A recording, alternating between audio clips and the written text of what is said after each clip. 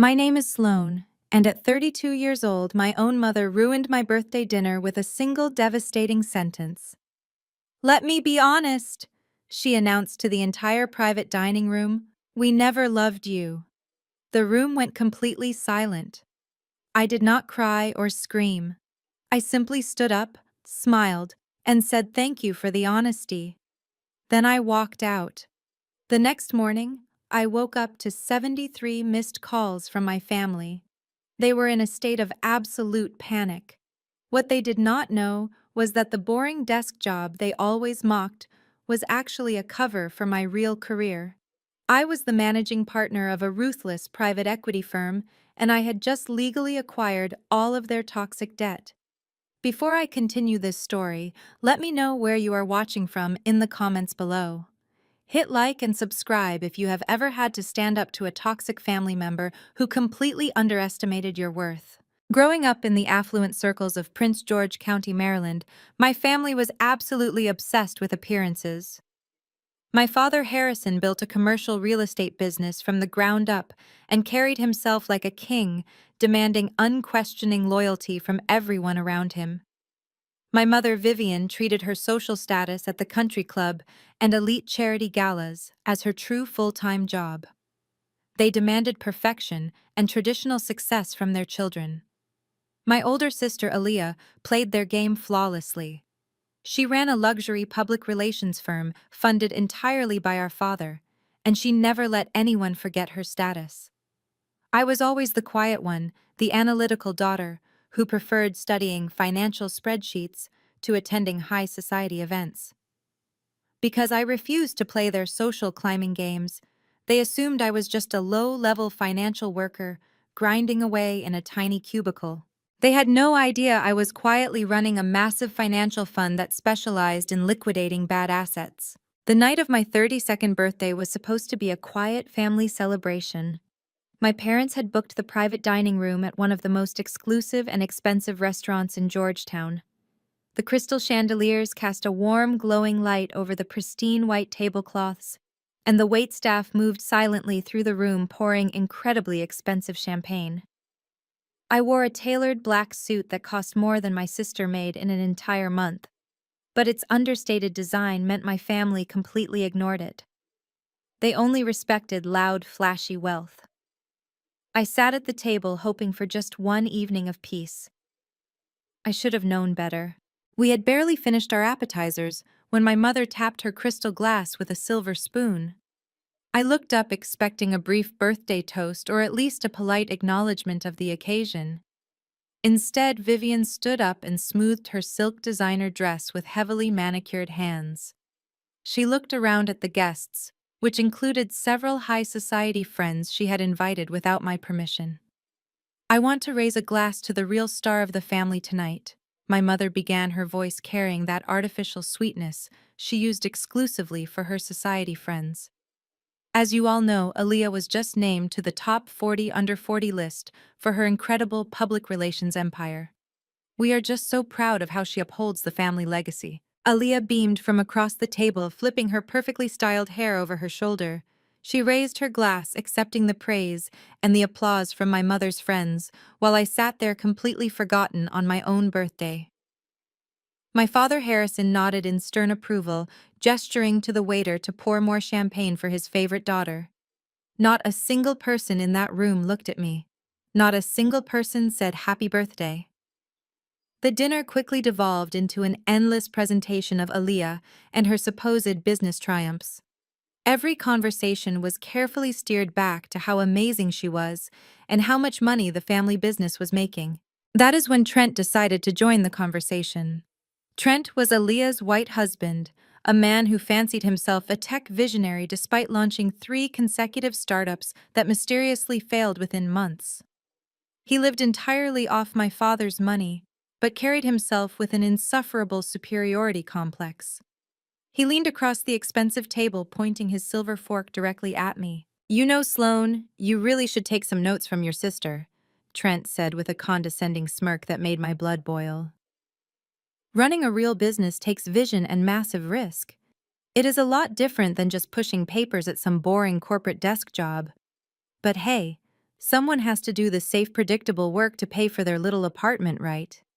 We cannot all be empire builders like your father and your sister. Aaliyah giggled loudly and rested her hand on Trent's arm, as if he had just delivered a profound piece of wisdom. My father chuckled softly in agreement, taking a slow sip of his wine. I looked at Trent's smug face and felt a profound sense of calm wash over me. I did not argue with him. I did not defend my career or try to explain my position. I simply took a slow sip of my martini and looked right into his eyes. I knew something he did not. I knew that his current tech startup was burning through cash and illegally washing money from my father's real estate company to stay afloat. I knew that the entire family empire they were currently bragging about was exactly $15 million in debt. And most importantly, I knew that my private equity firm had quietly purchased every single cent of that debt 3 months ago. I owned them. I let Trent enjoy his moment of perceived superiority. I let my mother continue to parade Aaliyah around the room like a prized trophy. They were so blinded by their own arrogance and their desperate need to appear wealthy that they could not see the executioner sitting right across the table. I just smiled and placed my glass back on the table, watching them celebrate a legacy that no longer belonged to them. The real birthday gift was not this dinner. It was the knowledge that by this time tomorrow, their entire fake empire would cease to exist. The main courses arrived in a flurry of silver domes and synchronized waiters placing plates of perfectly seared sea bass and filet mignon before us. I watched as my mother Vivian inspected her meal with a critical eye before taking a delicate bite. The conversation around the table remained stubbornly focused on Aaliyah and her public relations firm. My father, Harrison, dominated the discussion, boasting about the commercial spaces he was supposedly developing to expand her office. It was a masterclass in pure fiction. I knew for a fact that those commercial spaces were currently sitting empty, heavily mortgaged, and bleeding money. But in this room, surrounded by their wealthy church friends and country club associates, they acted like untouchable royalty. As dessert was being served, my mother tapped her glass a second time. The crystal ringing sharply through the room caused the polite chatter to immediately cease. Vivian stood up and smoothed her silk dress, looking directly at me for the first time all evening. My heart did not race. My palms were not sweating. I simply waited for the inevitable performance. "You know, Sloane?" My mother began, her voice dropping its artificial sweetness for something much colder and calculating. "Everyone keeps asking me why we do not talk about you more. They ask what you do and why you are so different from your sister." She paused, letting the uncomfortable silence stretch across the expensive table. Aaliyah sat back in her chair, a smug expression settling over her perfectly contoured face. "I think tonight is the perfect time to clear the air," Vivian continued. "You have always been the black sheep of this family. While Aaliyah builds our legacy and your father expands our empire, you sit in the shadows contributing absolutely nothing to our social standing. You refuse to attend the right events, you refuse to date the right men, and you refuse to carry the family name with any sort of pride." My father swirled the red wine in his glass, deliberately avoiding my eyes. His silence was a loud and clear validation of every cruel word she was speaking. The society friends shifted in their seats, eager to witness the family drama unfold, firsthand, but too polite to intervene. "So let me be honest," my mother said, her eyes narrowing with pure malice. "We never loved you, Sloane. You have always been a massive disappointment to this family." There it was. The fatal blow. The sentence designed to break me down and reduce me to a sobbing child, begging for their affection. For 32 years, they had used subtle manipulation and passive-aggressive comments to keep me in line. Tonight, they decided to drop the act completely and destroy me in public. I looked around the table.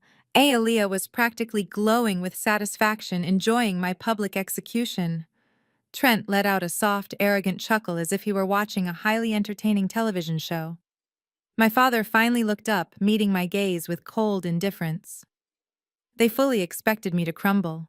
They expected me to run out of the restaurant in tears. Instead, I felt a massive weight lift off my shoulders.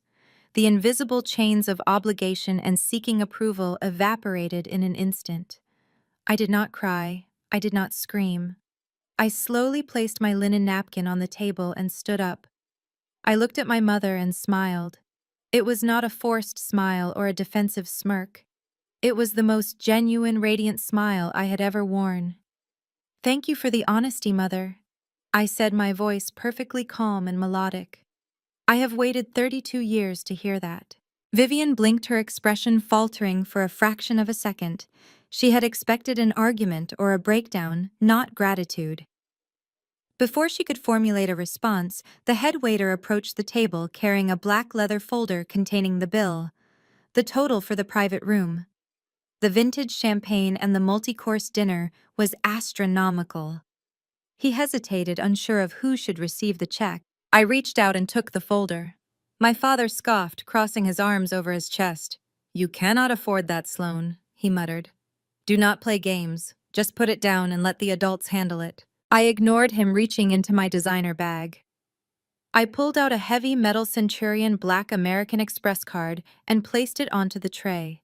The head waiter's eyes widened slightly, recognizing the invitation, only card that required millions in annual spending just to maintain. He bowed his head deeply and stepped away to process the payment without a single question. Aaliyah rolled her eyes, crossing her arms defensively. "Whose company card did you steal to pay for that?" she asked, her voice dripping with venom. "Your boss is going to fire you when he sees the statement." "I am my own boss." "Aaliyah," I replied softly. I stood from my chair and let the restaurant attendant assist me in putting on my bespoke cashmere coat. The fabric was flawless, imported directly from Italy. Trent leaned back in his chair, crossing his legs in a display of unearned confidence.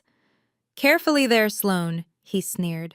"Do not max out your little credit limit just to impress us. You still have rent to pay on your tiny apartment." I paused, adjusting my collar. I looked down at my white brother-in-law, taking in his cheap tailored suit and his desperate need to feel superior. "Do not worry about my credit limit, Trent," I said, my voice echoing clearly in the quiet room. "You should focus entirely on your own. By the way, this coat costs more than your entire tech startup generated in legitimate revenue last year." Trent turned bright red, his mouth opening and closing as he struggled to find a comeback. My father slammed his hand on the table, demanding respect, but I was already turning my back on them.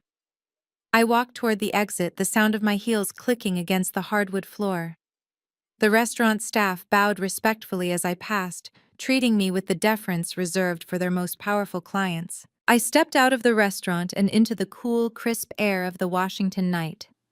My personal chauffeur stepped out of the idling black Maybach, opening the rear door for me. I slid into the luxurious leather seat, taking a deep breath of pure, unadulterated freedom. The family I had tried to please for 3 decades was gone, and I did not miss them at all. I slept beautifully that night. My $5 million penthouse was quiet and secure, high above the city streets. My fiancé Julian wrapped his arm around me as we rested, completely undisturbed by the drama I had left behind in Georgetown. When the morning sun finally filtered through the floor-to-ceiling windows, I stretched and reached for my phone on the nightstand. The screen illuminated, revealing an absolute explosion of notifications. There were 73 missed calls and dozens of frantic text messages. They were from my father, my mother, Aaliyah, and even Trent. They were not calling to apologize for ruining my birthday. They were calling in a state of absolute unhinged panic. The financial slaughter had officially begun. The morning sun poured through the floor-to-ceiling windows of my penthouse overlooking the Potomac River, casting a warm golden glow over the imported hardwood floors. I stretched, pulling the high thread count sheets around me, and breathed in the scent of fresh espresso. My fiancé Julian walked into the master bedroom, carrying 2 steaming mugs. He wore a simple gray sweater and soft cotton pants, looking effortlessly handsome. Julian was a senior financial attorney, a man who understood the quiet power of true wealth and had been my anchor through the years of my family's emotional abuse. He handed me my coffee and sat on the edge of the bed, a knowing smile playing on his lips. "Good morning, beautiful," he said, his voice deep and grounding. You have quite the situation developing on your phone. I took a sip of the perfect espresso and picked up my device from the nightstand. The screen was practically glowing with an endless stream of notifications. 73 missed calls, dozens of text messages, voicemails piling up one after another. My mother Vivian had called 20 times alone. My father Harrison had left 5 voicemails, a rarity for a man who believed leaving a message was beneath his dignity. Aaliyah and Trent had bombarded my inbox with frantic texts. They were not calling to apologize for ruining my 32nd birthday. They were not calling to express regret for telling me they never loved me in front of half of Georgetown. They were calling because the postman had just delivered their reality check. Julian tapped his iPad screen and slid it onto the bed in front of me. "The certified mail receipts just updated," he said calmly. "The foreclosure notices and default judgments were successfully delivered to your father's corporate office, your mother's mansion, and your sister's PR firm at exactly 8 a.m. I looked at the delivery confirmations and felt a profound sense of peace. It was time to reveal the truth about my boring desk job. For the past 5 years, my family assumed I was a low-level analyst, pushing papers in a cramped cubicle trying to scrape by. They mocked my modest wardrobe choices when I visited them, and my refusal to flaunt designer labels on social media. What they failed to understand was that real wealth whispers, while fake wealth screams. I was not an analyst. I was the managing partner of an aggressive private equity firm based in Washington, D.C. My specialty was acquiring toxic debt, restructuring failing companies, and liquidating assets. I commanded a room of seasoned Wall Street veterans and managed a portfolio worth hundreds of millions of dollars. And my father Harrison was my latest acquisition, his commercial real estate empire, the one he bragged about at every country club dinner and church gathering, was a complete illusion. For the past 2 years, his company had been bleeding cash. The commercial spaces he claimed to be developing were actually empty, heavily mortgaged, and plagued with astronomical maintenance costs. To keep up the facade of black elite excellence, my father had taken out predatory loans from a shadow lending group. He used that toxic money to fund my mother, Vivian's extravagant shopping sprees and lavish charity galas.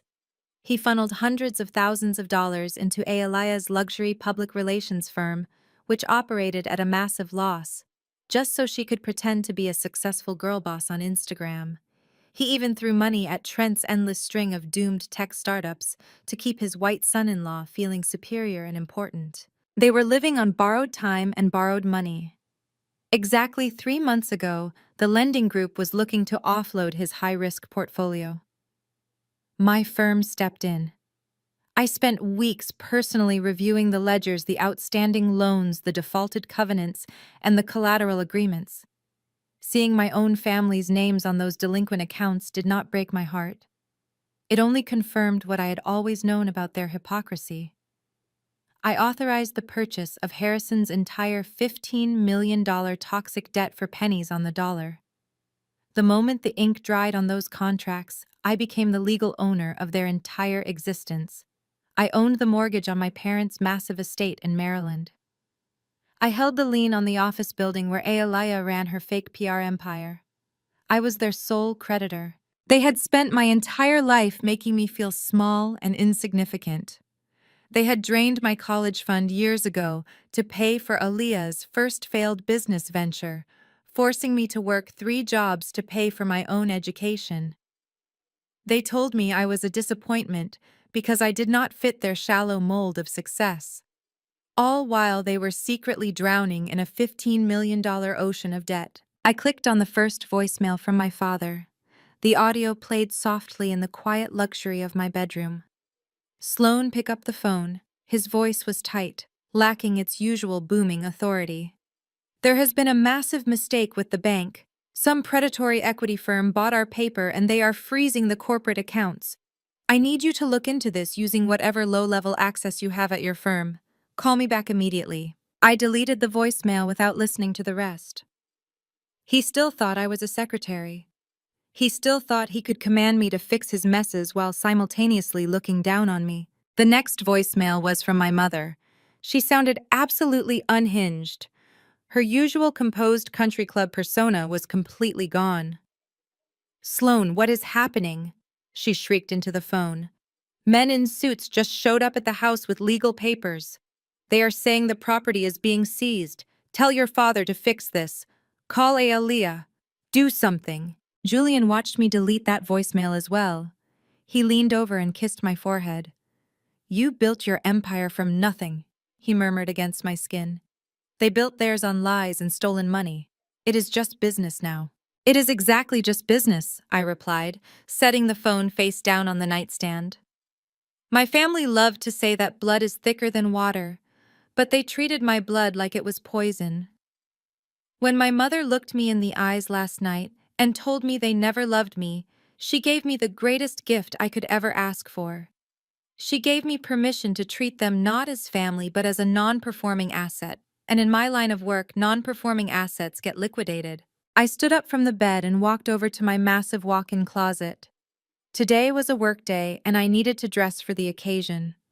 I bypassed the simple black suits I usually wore around them to avoid their judgmental comments.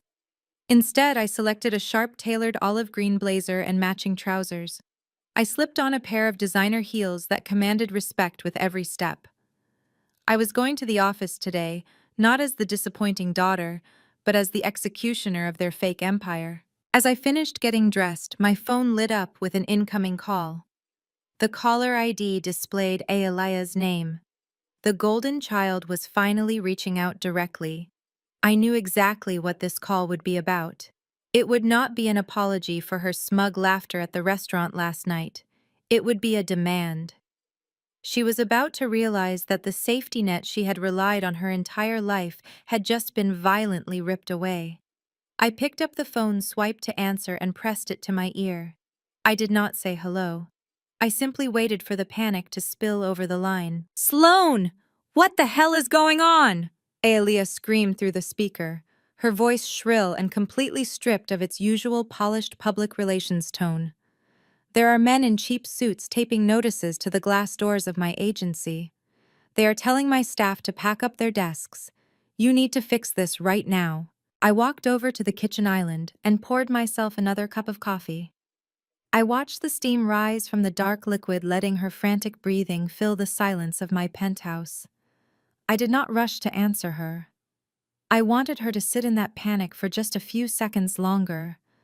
"Fix what, Aaliyah?" I asked, my tone completely flat and devoid of any sisterly affection. "Do not play dumb with me, Sloane," she snapped, her breathing ragged and heavy. "The papers have your firm's name on them. Capital Vanguard Partners, or whatever your boring little company is called. Dad said your company bought our building loans, and now they are locking me out of my own office. I have a massive launch party for a celebrity client next week. I have caterers and photographers booked. You need to march into your manager's office right this second and tell him to rip up these eviction notices. Tell your boss it is a massive mistake and that we are good for the money." I took a slow sip of my coffee, feeling the warmth spread through my chest. It was almost comical how deeply ingrained her entitlement was. Even while her entire world was collapsing around her, she still spoke to me like I was an intern who existed solely to serve her needs. She genuinely believed I was just a paper pusher in a cubicle who could beg a supervisor for a favor to save her skin. She thought she could command me just like she did when we were children. "You mean the office space Dad paid for?" I asked smoothly, walking toward the massive windows of my living room. The same office space he financed by quietly emptying my college trust fund 6 years ago. Aaliyah scoffed, a sound of pure irritation and disgust. "Oh my God, are you really bringing that up now? We are facing a family crisis, and you are whining about some ancient history tuition money. Dad made a strategic investment in my potential because I actually had a vision for this family. You were just going to waste that money on some useless degree and sit in a cubicle anyway. You owe this family, Sloane. We put a roof over your head. You are being incredibly selfish right now." "You put a roof over your head?" "Aaliyah," I corrected her, my voice dropping to a dangerous calm. "And you used my stolen future to do it. You stood by and watched Dad drain the only safety net I had so you could play CEO on Instagram. You watched me work 3 miserable jobs just to pay for my own textbooks and ride the bus in the freezing cold while you were hosting champagne brunches on my dime. You bought designer bags and leased imported cars with money that was meant for my education. And last night you sat at that beautiful table in Georgetown and smiled while Mom told me I was utterly unloved. You enjoyed every single second of my humiliation. That was just Mom's way of pushing you to be better, Aaliyah stammered, trying to backpedal but failing miserably. You know how she is. You are being so dramatic and vindictive right now. Just go to your boss, Sloan. Get on your knees and beg if you have to. If my agency goes under, we lose everything. My reputation will be ruined in the district. I will be a laughingstock at the country club. I looked down at the tiny cars moving along the streets below my penthouse, completely detached from her suffering. My reputation is doing just fine, Aaliyah. And as for my boss, there is no one for me to beg. Because I am the boss. I am the managing partner of Capital Vanguard. I am the one who personally reviewed your dismal profit margins and fake client lists. I am the one who authorized the purchase of your toxic debt. And I am the one who signed the foreclosure notice currently taped to your glass doors. The silence on the other end of the line was absolute. It was a heavy, suffocating silence. I could almost hear her brain short-circuiting as the reality of my words crashed into her fragile ego. The boring sister she had mocked her entire life, the woman she thought was beneath her, was actually the architect of her total destruction. All the lies they had told themselves about my failure were completely shattered. Business is business, Aaliyah, I said, my voice a whisper of pure ice.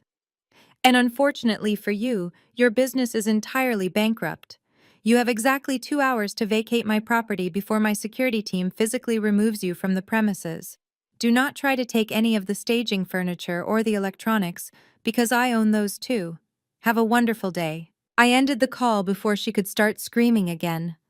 I tossed the phone onto the plush sofa and turned to Julian, who was watching me with an expression of deep respect and admiration. It was done. The first domino had fallen, and the rest of their fake empire was about to collapse right behind it. Watching Aaliyah lose her fake status was deeply satisfying, but I knew the fallout was far from over. Aaliyah was a coward when cornered. She would cry and play the victim, hoping someone else would fix her mess. But her husband Trent was a completely different story. Trent possessed the highly dangerous combination of total incompetence and blinding white male audacity. He was a man who had failed at every business venture he ever attempted, but still believed he was the smartest person in any room. He believed he could bully his way out of any situation, especially when dealing with a black woman he viewed as inferior and submissive. As I gathered my leather briefcase and headed toward my private elevator, I knew exactly what was coming next. Trent was not going to accept defeat gracefully. He was going to try and teach me a lesson about respect and hierarchy. He was going to try and put me back in my place. And he was going to walk right into the slaughterhouse to do it. I arrived at the sleek glass and steel high-rise that housed Capital Vanguard Partners in downtown Washington, D.C. The valet took the keys to my car, and I walked through the revolving doors, feeling the familiar rush of power that this building always gave me. The lobby was a masterpiece of modern architecture with soaring ceilings and imported marble floors. I swiped my executive badge at the private elevator bank, heading up to the top floor where my corner office waited.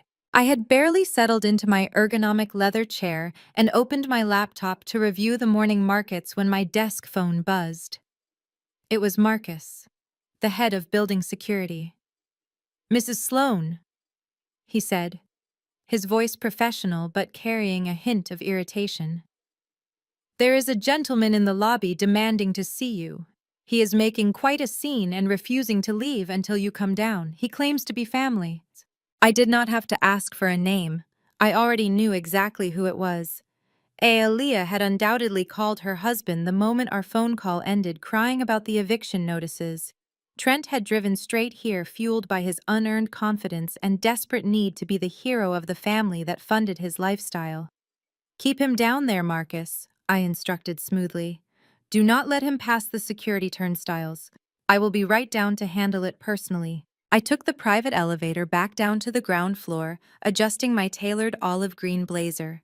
As the doors slid open, I heard his voice before I even saw him. He was practically shouting at the receptionist. "I demand you page her immediately," Trent barked, leaning aggressively over the marble reception desk. His face was flushed, and he was wearing his signature tech bro uniform, consisting of a quarter-zip fleece vest over a wrinkled button-down shirt. "You clearly do not understand who you are dealing with. Her father is Harrison, and I am her brother-in-law. Just get her down here so we can sort out whatever clerical error her department made with our accounts." I walked across the lobby, my heels clicking rhythmically against the stone floor. The sound drew his attention. Trent spun around, his eyes narrowing as he took in my appearance. He did not see a powerful executive. His deeply ingrained bias only allowed him to see the disappointing sister-in-law who was somehow causing problems for his easy life. "Sloane, finally," he sighed loudly, crossing his arms and shaking his head.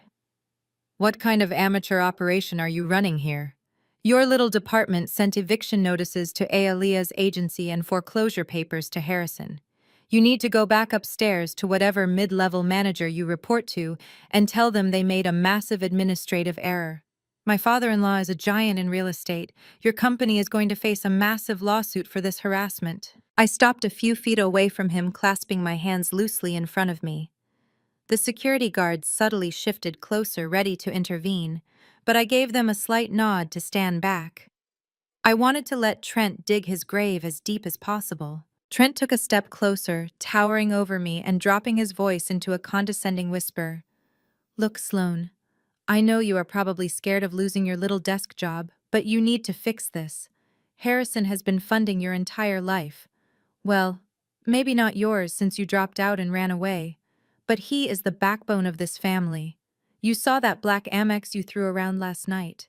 I do not know whose name is really on that card or what kind of debt you are drowning in to pretend you are wealthy, but we need that credit right now." He actually reached out and snapped his fingers in front of my face as if trying to wake me up. "You need to take out a cash advance on whatever credit cards you have." Trent demanded, his tone morphing from irritated to commanding.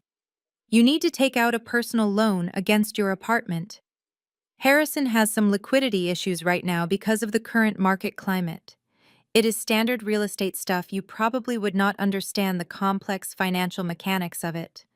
But he needs capital today to satisfy these predatory lenders your company works for." I stared at him, letting the sheer audacity of his words hang in the air between us. He genuinely believed I was going to ruin my own credit and plunge myself into debt to save a man who had publicly disowned me. He thought his position as the white savior of our black family gave him the authority to dictate my financial ruin. "You are going to walk over to a bank and pull out at least $200,000. Trent continued, oblivious to my total lack of reaction. "We can use that to hold off your aggressive collection department until Harrison moves some assets around." "Aaliyah is in tears, Sloane. Her entire launch party is ruined because of your incompetence. This is your chance to finally be useful to this family. You are going to show some loyalty for once in your life and bail us out. If you do this right, I will even put in a good word for you with Harrison. Maybe he will finally forgive you for being such a massive disappointment." The absolute delusion radiating from him was intoxicating. He stood there in the lobby of a building I practically owned, trying to explain high-level finance to the woman who literally held the deed to his entire existence. He was trying to leverage family loyalty, a concept they had weaponized and destroyed years ago, to manipulate me into funding his luxurious lifestyle. He thought he had the upper hand. He thought he was the smartest person in the room. I did not raise my voice. I did not flinch or break eye contact with the man standing in my lobby attempting to lecture me about assets and liquidity. I simply let a cold smile touch my lips before I reached into my tailored blazer and pulled out my tablet. I tapped the screen, waking it up, and pulled up a highly classified encrypted file that my forensic accounting team had finalized late last night. Trent crossed his arms, tapping his expensive leather shoe against the marble floor, waiting for me to apologize and hand over my personal credit cards. Instead, I calmly turned the screen of my tablet toward him. I watched his eyes dart down to the display. Initially, his expression remained arrogant, but as his eyes scanned the headers of the documents, his face went entirely slack. "What is this?" he asked, his voice suddenly losing its booming authority. "That Trent is the entire financial footprint of your latest tech startup," I replied, keeping my tone perfectly measured. "The one you claim is on the verge of disrupting the digital market. My analysts have spent the past 72 hours tracing every single dollar that has flowed into your operating accounts over the last 3 years. You see, when I purchased my father's $15 million debt portfolio, I gained access to his complete financial history. And what I found was a fascinating network of shell companies and fake vendor invoices." Trent uncrossed his arms. His pale skin began to turn a sickly shade of gray. He opened his mouth to speak, but nothing came out. "It appears that your brilliant tech company has 0 actual clients." I continued, taking a single step closer to him. "But it does have millions of dollars in revenue. Revenue that strangely matches the exact amounts my father illegally siphoned out of his commercial properties before defaulting on his mortgages. You have been creating fake software licensing invoices to wash Harrison's dirty money. You are hiding his assets from his creditors and taking a generous management fee off the top to fund your luxury cars and Aaliyah's designer wardrobe." Trent stumbled backward as if he had been physically struck. The confidence that had radiated from him just moments ago evaporated completely. "That is a lie." He stammered, a bead of sweat breaking out on his forehead. "You fabricated these numbers. You are just a bitter dropout trying to ruin your sister's life because you are jealous." I slowly scrolled to the next page on the screen, displaying his personal banking routing numbers and the exact timestamps of the wire transfers. "I am not a dropout, Trent," I said softly. "And I am certainly not an analyst working in a cubicle. I am the managing partner of Capital Vanguard. This building belongs to my firm. The security guards standing behind you work for me. And as of this morning, I own every single asset your father-in-law has ever touched. Your entire lifestyle was built on fraud, and I have the receipts." He looked around the grand lobby, suddenly realizing how small he was in this environment. The security guards were watching him closely, waiting for my command. His eyes darted back to the tablet, his breathing becoming shallow and rapid. "That constitutes federal money laundering," I explained, enjoying the absolute terror washing over his features. "Wire fraud, tax evasion, and conspiracy. It carries a minimum sentence of 10 to 15 years in federal prison. The IRS and the FBI love cases like this because the paper trail is incredibly sloppy. You and Harrison did not even try to hide the digital footprints." "Please, Sloan," Trent whispered, his voice cracking. His hands were trembling now. "You cannot do this. Aaliyah does not know anything about the money. She thinks the startup is legitimate. If you expose this, you will destroy the whole family." "I already told you," I said, my voice dropping to a whisper of pure ice. "We are not family. We are just creditor and debtor. And right now you are a massive liability." I tapped the screen again, pulling up a drafted email, addressed to the White Collar Crimes Division of the Federal Bureau of Investigation. The file containing his complete financial ruin was attached. My finger hovered over the send button. "I am going to give you exactly 10 seconds to turn around and walk out of my building," I told him.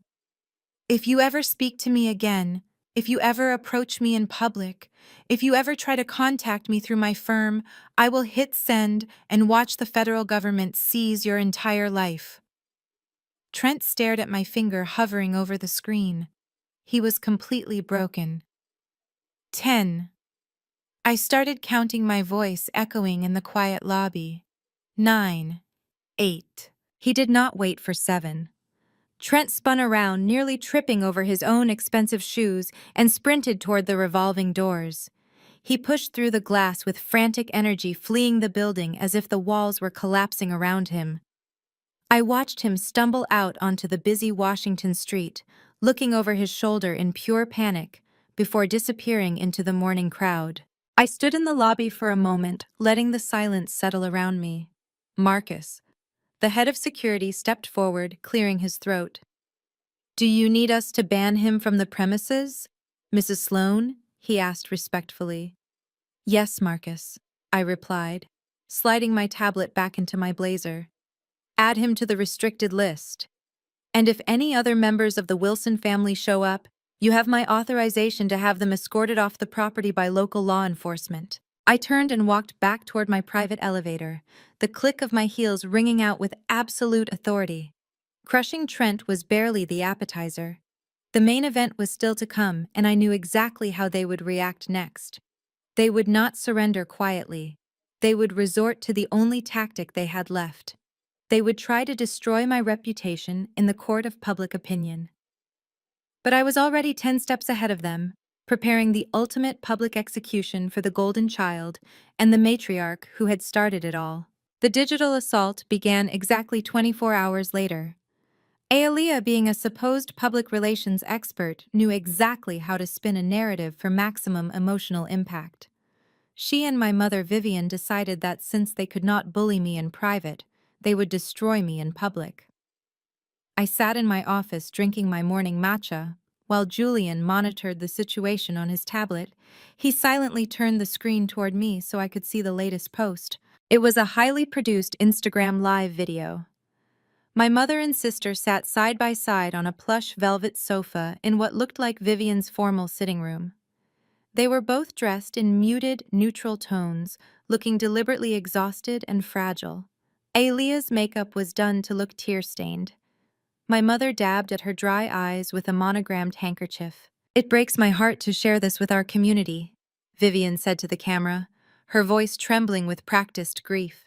"We have always raised our daughters to honor family and protect our shared legacy. But sometimes the world changes people. Our youngest, Sloane, has turned her back on us. She has allowed greed to poison her heart and is actively trying to destroy the generational wealth our family has worked so hard to build." Aaliyah chimed in, wiping away a non-existent tear. She spoke directly to her thousands of followers. "My sister has used deceptive corporate tactics to target our family businesses. She is attempting to evict me from my agency and foreclose on our parents' home. We gave her everything. We paid for her education and supported her dreams, and this is how she repays us. Please pray for her soul and pray for our family during this devastating betrayal." The video was a masterclass in manipulation. They expertly weaponized the language of the Black elite community, appealing to concepts of legacy, generational wealth, and church values. They painted themselves as the innocent victims of a ruthless corporate monster who had forgotten her roots. The response was immediate and overwhelming. Within hours, the video had thousands of views and hundreds of comments. My phone began to vibrate constantly with direct messages and texts from people I had not spoken to in years. Aunts, uncles, cousins, and country club acquaintances flooded my inbox with pure vitriol. "How could you do this to your own mother?" One church elder messaged me. "You are an absolute disgrace to our community," typed a woman who used to attend Vivian's charity galas. "You should be ashamed of yourself for trying to tear down another Black woman," wrote one of Aaliyah's fake industry friends. The narrative was spreading like wildfire. They were dragging my name through the mud, portraying me as a vindictive, ungrateful child who was tearing apart a prominent family for pure greed. They wanted to publicly shame me into submission. They thought that the pressure of social ostracization would break me. They assumed I would panic, delete the foreclosure notices, and beg for their forgiveness to restore my reputation. Julian watched the comments roll in his jaw tight with anger. "We can release the financial records," he suggested quietly. One press release showing Harrison's massive debt and the money laundering evidence would shut them up instantly. "My PR team can have it drafted in 10 minutes. I looked at the screen, watching my mother dab her perfectly dry eyes one more time. I slowly shook my head. "No," I said, leaning back in my leather chair. "Let them talk. Let them rally the entire community to their side. Let them gather all their friends and supporters into one massive echo chamber." Julian looked at me, a slow smile spreading across his face as he realized what I was doing.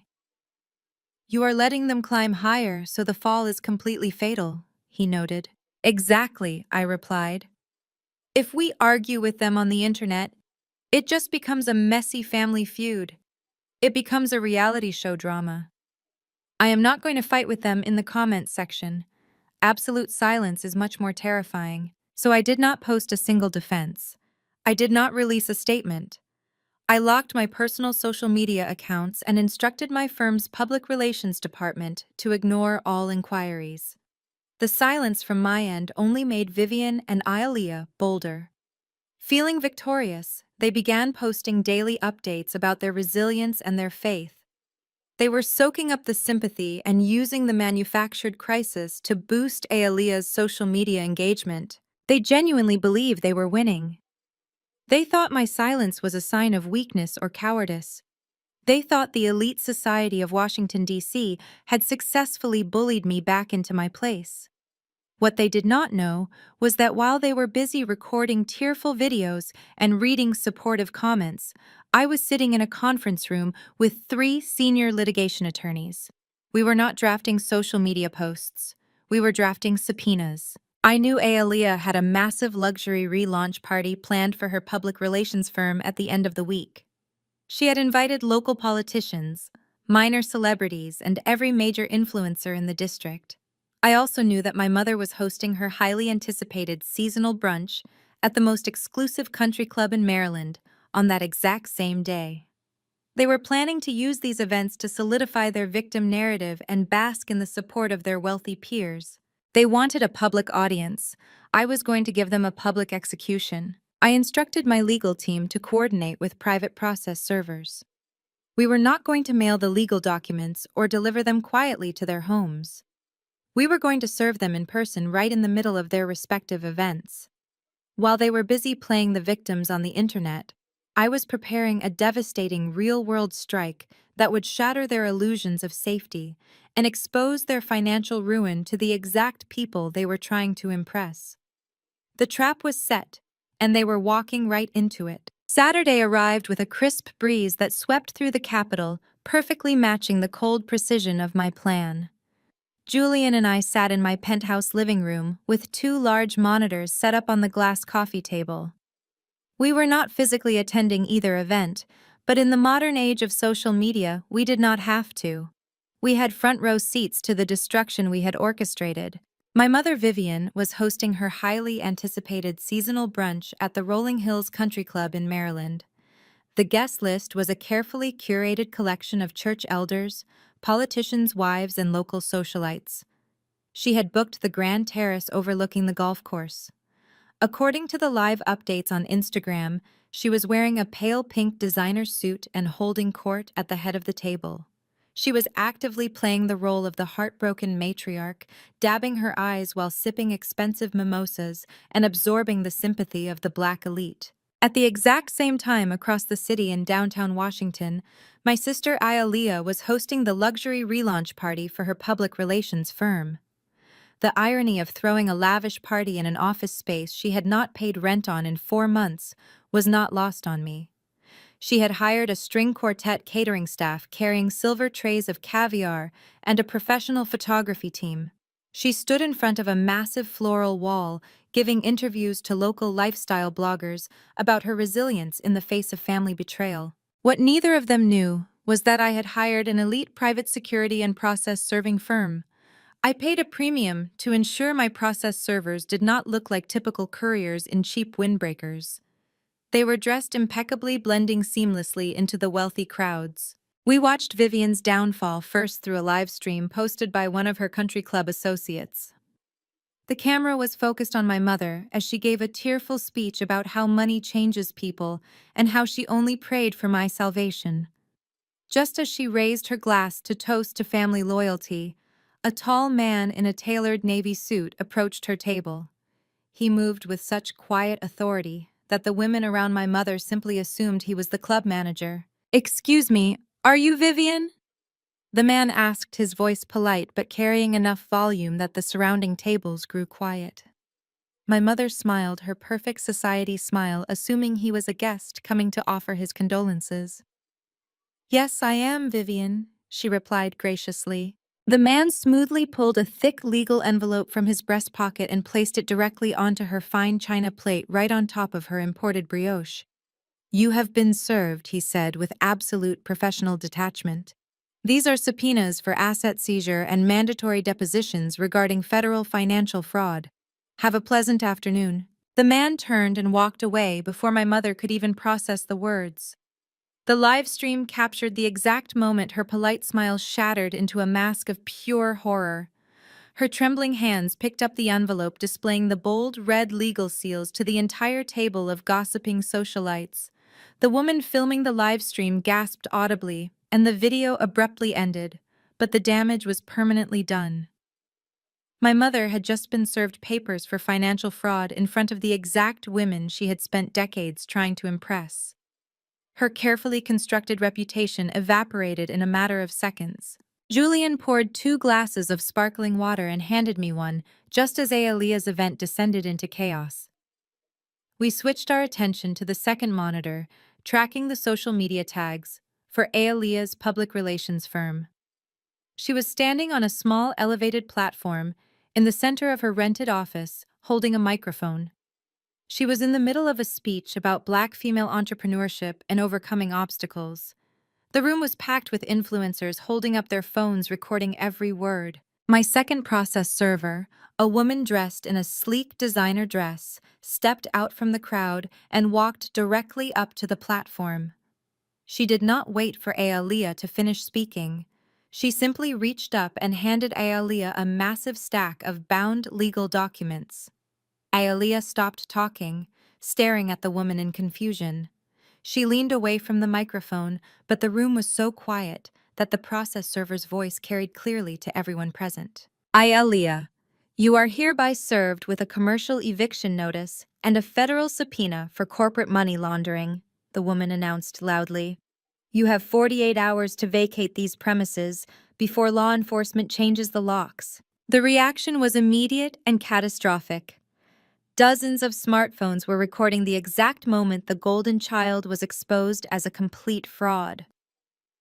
Aaliyah dropped the microphone.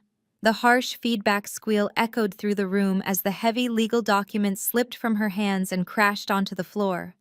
The papers spilled open, revealing the eviction notices and banking records to the front row of guests. The influencers in the room did exactly what influencers do. They did not offer sympathy. They zoomed in. They captured her panicked face, the scattered legal documents, and the awkward silence that suffocated the room. Within minutes, the videos were uploaded to every major social platform. The hashtags that Aaliyah had created to promote her business were instantly hijacked by footage of her public humiliation. I leaned back against the plush cushions of my sofa, taking a slow sip of my sparkling water. The execution had been flawless. They wanted to use the public to shame me into submission. They thought their social standing was an impenetrable shield. I simply turned their weapon against them. They had gathered all their peers and colleagues into 2 convenient locations just to watch their fake empire crumble in real time. My phone began to vibrate on the glass table. It was not the angry hate messages from church elders anymore. The people who had been messaging me yesterday to call me a disgrace were now frantically deleting their comments and sending apologies, realizing they had publicly sided with criminals.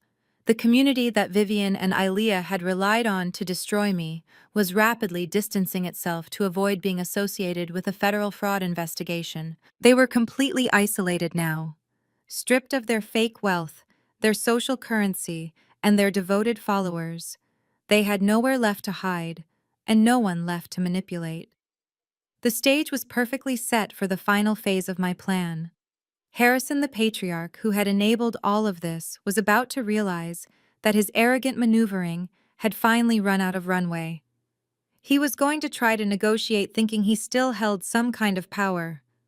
He was about to schedule a meeting with the faceless board of the equity firm that owned him, and I was going to be waiting for him right at the head of the table. Monday morning arrived with a torrential downpour washing over the streets of Washington, D.C., but inside the executive suite of Capital Vanguard Partners, the atmosphere was crisp and controlled. I sat at my desk, reviewing the final preparation documents my legal team had assembled over the weekend. My assistant knocked softly and entered my office, placing a fresh matcha latte on my desk. She smiled professionally and informed me that Harrison and his legal counsel had just arrived in the lobby. Harrison had spent the entire weekend desperately trying to stop the bleeding. After his wife and golden child were publicly humiliated, he realized that social media campaigns and church gossip were entirely useless against federal subpoenas and corporate foreclosure notices. His back was firmly pressed against the wall, but instead of humbling himself, he doubled down on his arrogance. He assumed that Capital Vanguard Partners was just another faceless private equity firm run by a group of wealthy white men that he could charm, intimidate, or bribe into giving him an extension. He had demanded an emergency meeting with the board of directors, entirely unaware that the board was a singular entity, and that entity was the daughter he had disowned. I watched the live feed from the lobby's security cameras on my secondary monitor. Harrison strode through the revolving glass doors, wearing a bespoke charcoal pinstripe suit that projected an image of untouchable wealth. He walked with the exaggerated swagger of a man who believed he owned the city completely, ignoring the reality that his entire portfolio was currently in my possession.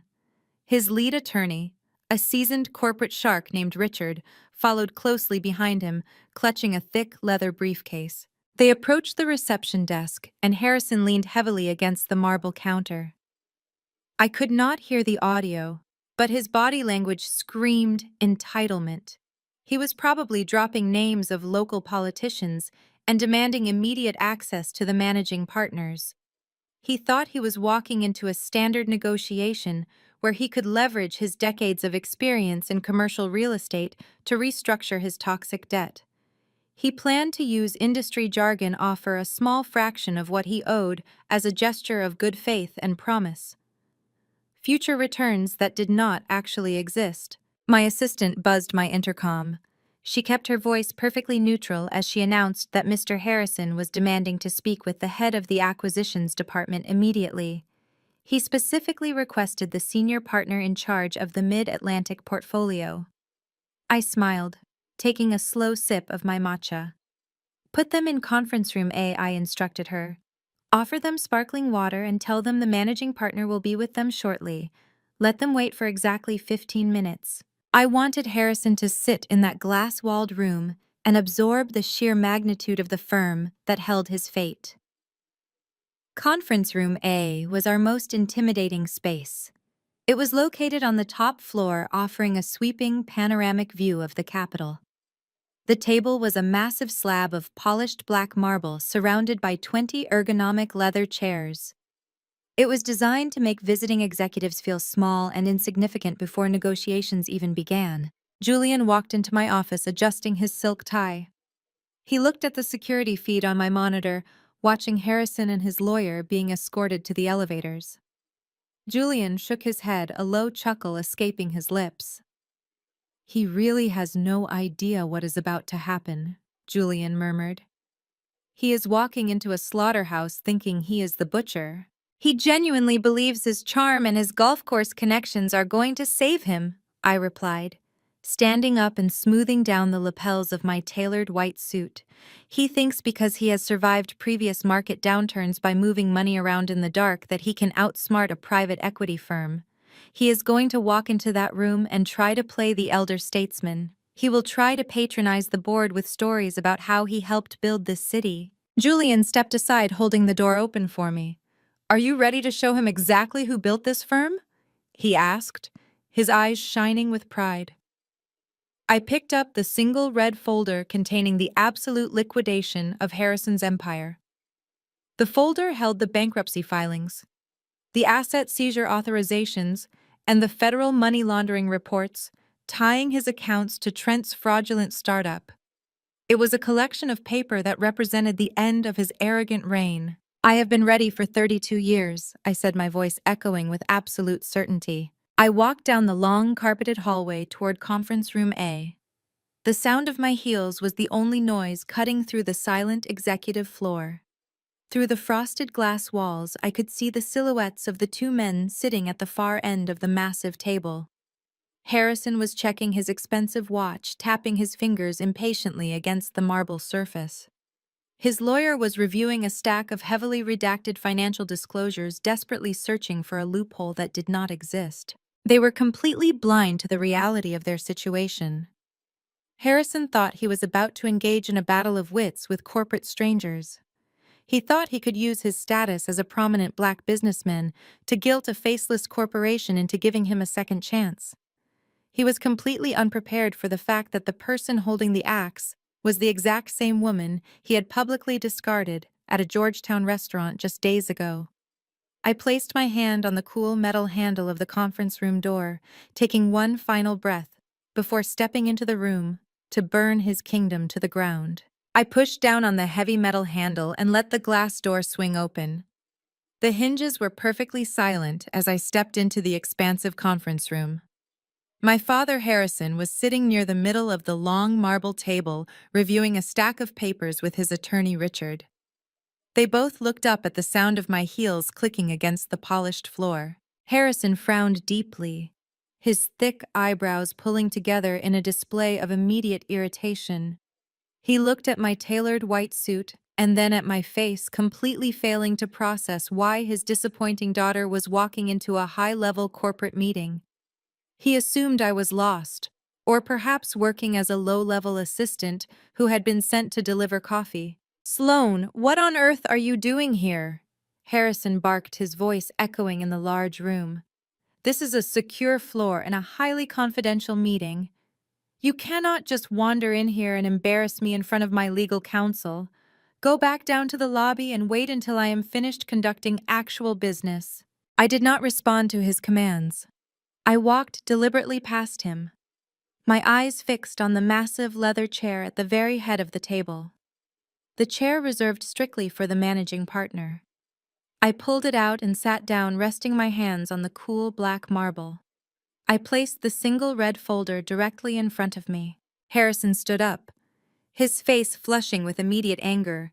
His pride could not handle the perceived disrespect. "I told you to leave," he demanded, slamming his hand flat against the table. "This is not a game, Sloan. I am here to meet with the executive board of Capital Vanguard Partners regarding a multi-million-dollar portfolio restructuring. Get out of that chair right now and go fetch your boss, before I have security escort you out of the building." Richard, the seasoned corporate attorney, had not spoken a word. Unlike my father, Richard was a man who paid attention to details. He noticed the tailored precision of my suit. He noticed the way I carried myself with absolute authority.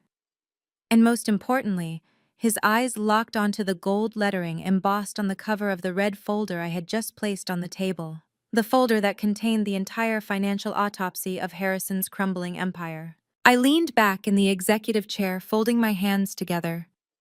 "I am not fetching anyone, Harrison," I said, keeping my voice perfectly level and devoid of any emotion. "And as for security, they work for me. So I highly suggest you sit back down and open the preliminary documents my assistant placed in front of you." Harrison's face turned a dark shade of crimson. His anger was boiling over rapidly, replacing his arrogant facade. He turned to his lawyer, pointing a shaking finger at me. "Richard, I apologize for this ridiculous interruption," Harrison sputtered. "This is my estranged daughter. She clearly has some sort of mental issue and works in a lower department here. Please contact reception and have her removed immediately so we can speak to the senior partners." But Richard did not reach for his phone. The attorney was staring at the documents in front of him, his face draining of all color.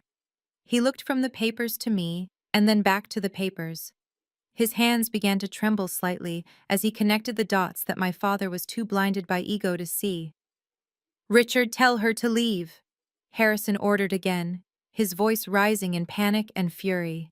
Richard slowly looked up at my father, his eyes wide with a mixture of terror and absolute defeat. He swallowed hard, struggling to find his voice in the freezing atmosphere of the conference room. "Mr. Harrison," Richard stammered, his voice barely a whisper. "Sir, you need to sit down." "I am not sitting down until she leaves," Harrison shouted, leaning over the table.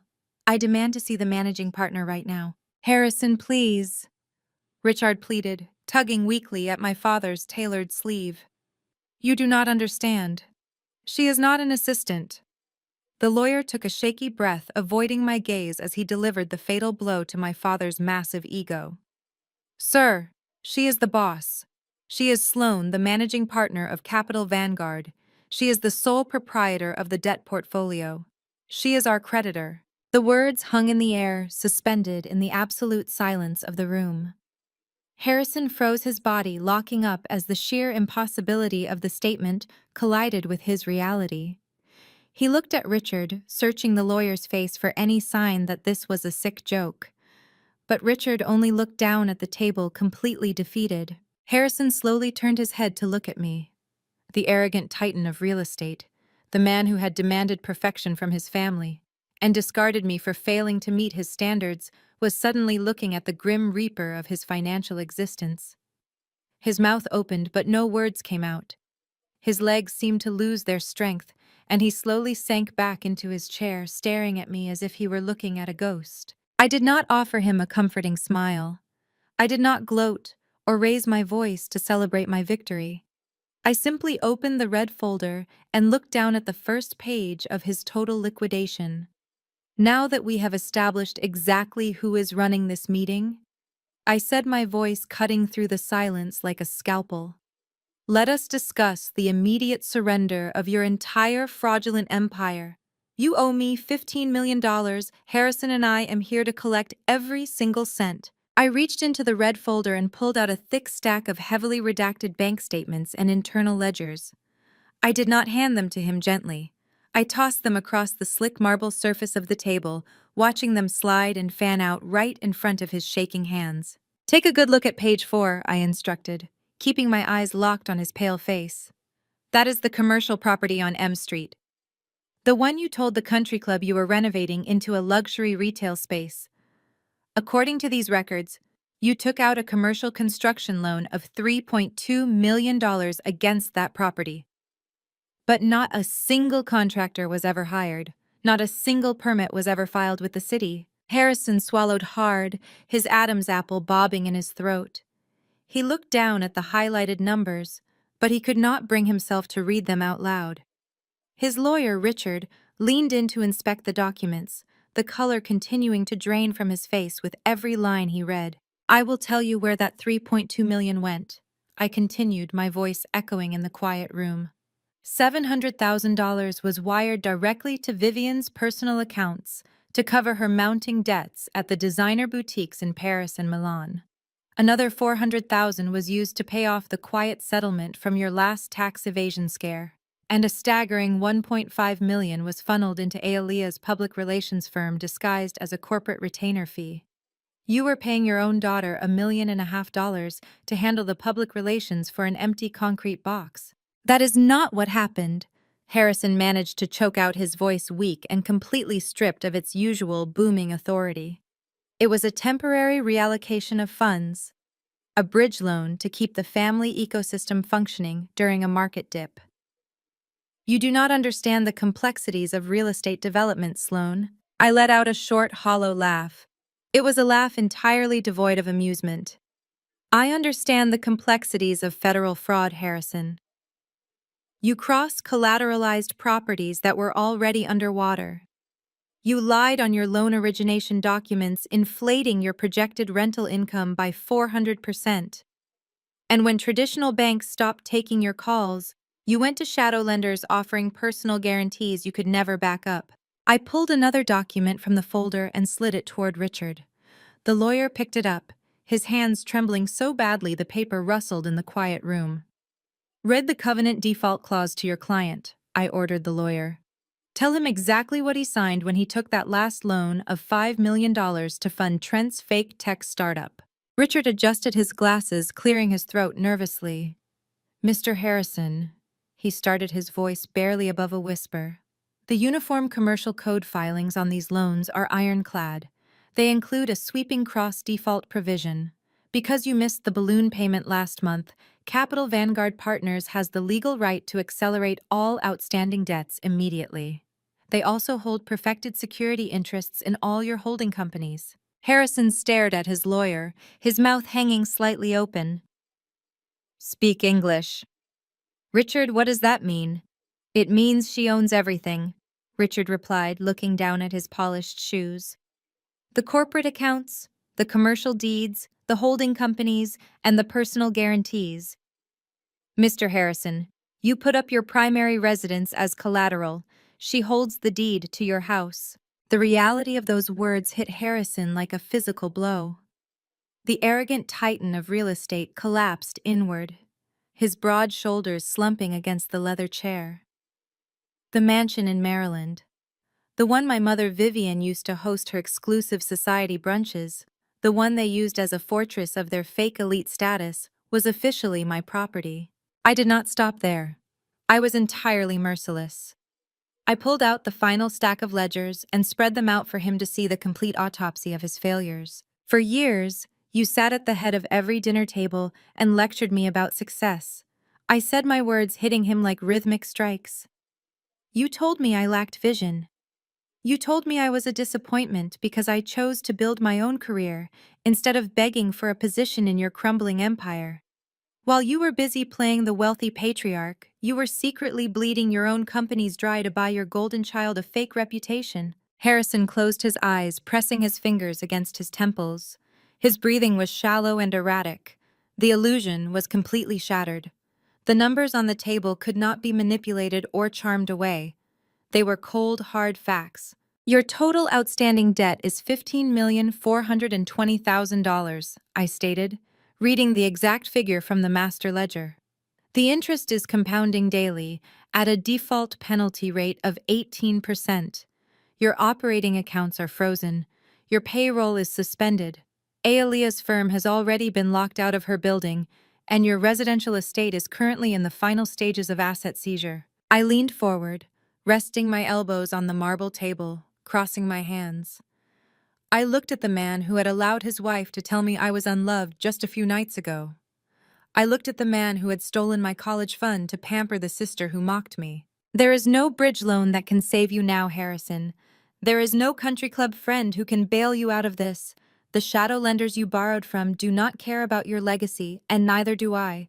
You are financially ruined, and every single secret you have been hiding from the district is sitting right here in this red folder. The silence that followed was suffocating. Harrison stared at the glossy wood of the conference table, the weight of his absolute destruction crushing the last remnants of his pride. The boardroom, which he thought would be the stage for his masterful negotiation, had become his tomb. I watched him process the inescapable truth. He had always believed that his manipulation of money was an art form that only he understood. He thought his creative accounting was a sign of his superior intellect. But looking at the forensic breakdown I had prepared, he finally realized how sloppy and desperate his actions had actually been. You used my stolen college fund to make the first payment on Aelia's office lease, I added quietly, twisting the knife one last time. I traced that transfer too.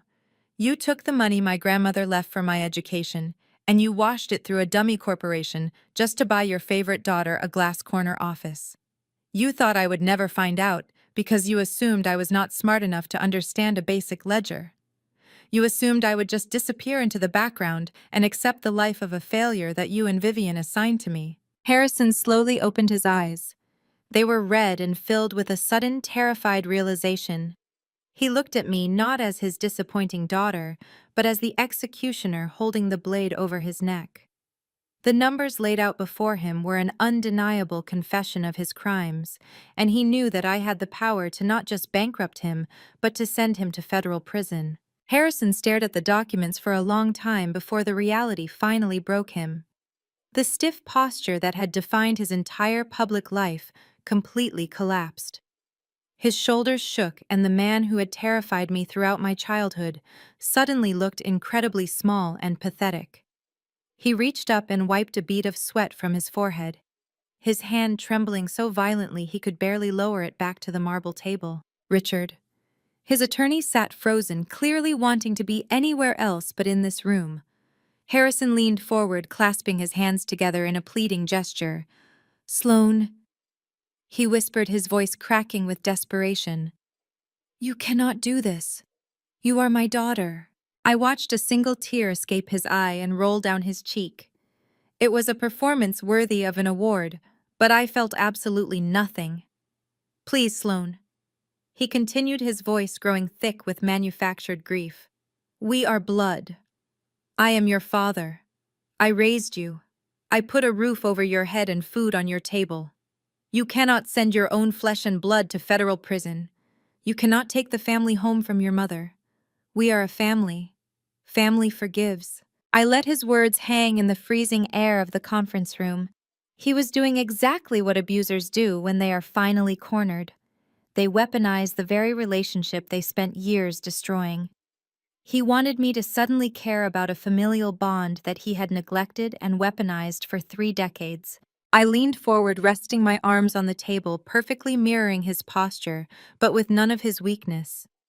You raised me, Harrison. I asked, my tone completely flat. You put a roof over my head. That is the bare minimum legal requirement of a parent. You do not get a medal for keeping your child alive while simultaneously destroying her self-worth. Do you remember when I was 18? I asked him, keeping my eyes locked on his tear-stained face. I had just gotten accepted into a highly competitive finance program. I came to your home office asking for help with the tuition. You sat behind your massive desk and told me that women in our family do not belong in finance. You told me that my role was to find a wealthy husband and look pretty at country club dinners, just like Vivian. You told me that investing in my education was a waste of capital, because Aaliyah was the only one with real business sense. You drained my grandmother's trust fund to pay for Aaliyah's fake luxury life, and you let me work 3 separate minimum wage jobs just to afford my textbooks. I slept 4 hours a night. I rode the city bus in the dead of winter while you bought Trent a new Porsche for his birthday. You did not act like my father then. You acted like a tyrant who only valued people he could control. Harrison shook his head, tears now freely falling down his cheeks. I was wrong, Sloane, he sobbed. I made mistakes. But we can fix this. We can be a real family now. I will give you a seat on my board. We can run the empire together. Just drop these foreclosure notices and we can start over. I looked at him with profound pity. There is no empire left to run, Harrison. You burned it down. And as for being a family, you severed that tie permanently just a few nights ago. Do you remember my birthday dinner? I asked, my voice dropping to a dangerous whisper. Do you remember sitting at that expensive table in Georgetown, drinking vintage champagne, while your wife stood up and humiliated me in front of your high society friends? You sat there and smiled while she told me that I was a massive disappointment. And then she said the truest thing she has ever spoken. She said, let me be honest, we never loved you. Harrison opened his mouth to protest, to claim he did not agree with her, but I cut him off. You did not say a word to defend me, Harrison. Your silence was your endorsement. You agreed with every single cruel syllable that came out of her mouth. So I am going to take her word for it. I tapped the red folder on the table. You do not get to play the family card when you are staring down the barrel of a federal indictment. You lost the right to call me your daughter the moment you stole my future to fund your lies. You told me you never loved me. Well, in business, when there is no love, we only speak through contracts. And the contracts on this table dictate that I own you completely. I slid the final stack of thick legal documents across the smooth marble surface, stopping them right at the edge of his trembling fingertips. These are the terms of your surrender, Harrison. I announced, my voice leaving absolutely no room for negotiation. You are going to sign these papers right now and file for Chapter 7 personal bankruptcy. You are going to immediately transfer the deeds to the Maryland estate and Aaliyah's commercial office space directly to Capital Vanguard. You are also going to sign over every remaining liquid asset in your shell companies to satisfy the default penalties. Harrison stared at the thick stack of paper as if it were a venomous snake about to strike. He recoiled slightly, shaking his head in a desperate denial of his reality. You want to take my home? He gasped, his chest heaving. You want to put your mother out on the street and shut down your sister's business. You want to leave us with absolutely nothing. I already told you, I replied, leaning back into my leather chair. Vivian is not my mother, and Aaliyah is not my sister. They are simply occupants residing in properties that I now legally own. And yes, I am taking it all because you bought it all with stolen money. My stolen money. Harrison turned wildly to his attorney. Richard, grabbing the man's sleeve. Richard, do something, he pleaded. File an injunction. Claim financial duress. Tell her we need time to review the terms. We cannot just sign away my entire life in a single afternoon. Richard gently but firmly pulled his arm away from Harrison's grasp. The seasoned lawyer looked down at the table, his professional demeanor completely shattered by the sheer volume of evidence I had presented. Mr. Harrison, Richard said, his voice strained and heavy, she has you dead to rights. If you fight this in civil court, she will freeze whatever you have left during the litigation. But that is not the real problem, sir. Richard pointed a shaking finger at the red folder containing the money laundering evidence. If you do not sign her settlement agreement right now, she is going to hand that folder over to the Federal Bureau of Investigation. I have seen the wire transfers and the fake invoices. It is textbook wire fraud and tax evasion. If this goes to the feds, you are not just losing the house. You are going to spend the rest of your natural life in a federal penitentiary. I strongly advise you to sign the papers. Harrison's eyes darted around the glass-walled conference room like a trapped animal looking for an exit that did not exist. His breathing was loud and ragged. The great patriarch, the man who had controlled his family with an iron fist and ruthless financial manipulation, was completely out of options. His own lawyer had just read him his last rites. You have a choice to make, Harrison, I said, picking up a heavy gold-plated pen from the center console and sliding it toward him. You can sign everything over to me today and walk out of this building as a free man, albeit a completely broke one.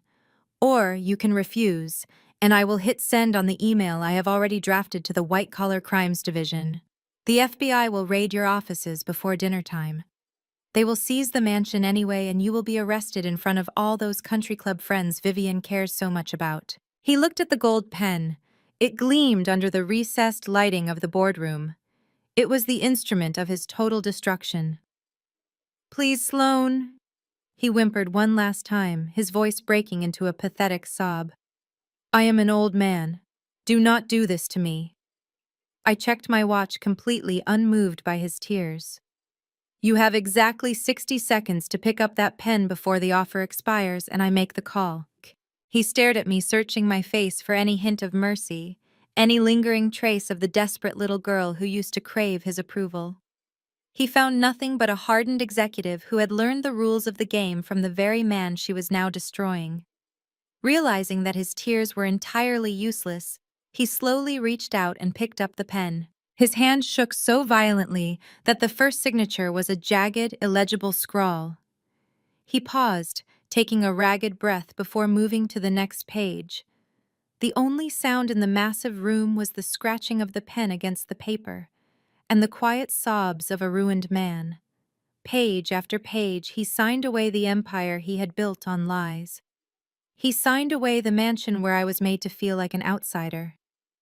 He signed away the corporate entity that had funded Aaliyah's arrogant lifestyle.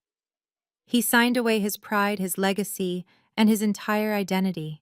When he reached the final page, he hesitated for a fraction of a second before pressing the pen down hard and completing the transfer. The pen slipped from his fingers and rolled across the marble table. He buried his face in his hands, his shoulders heaving with absolute despair. I smoothly pulled the documents toward me, checking each signature line with precise efficiency. Everything was in order. The bankruptcy declarations, the asset transfers, the complete and total surrender. The transaction was finalized. Thank you for your cooperation, Mr. Harrison, I said, maintaining my professional corporate tone.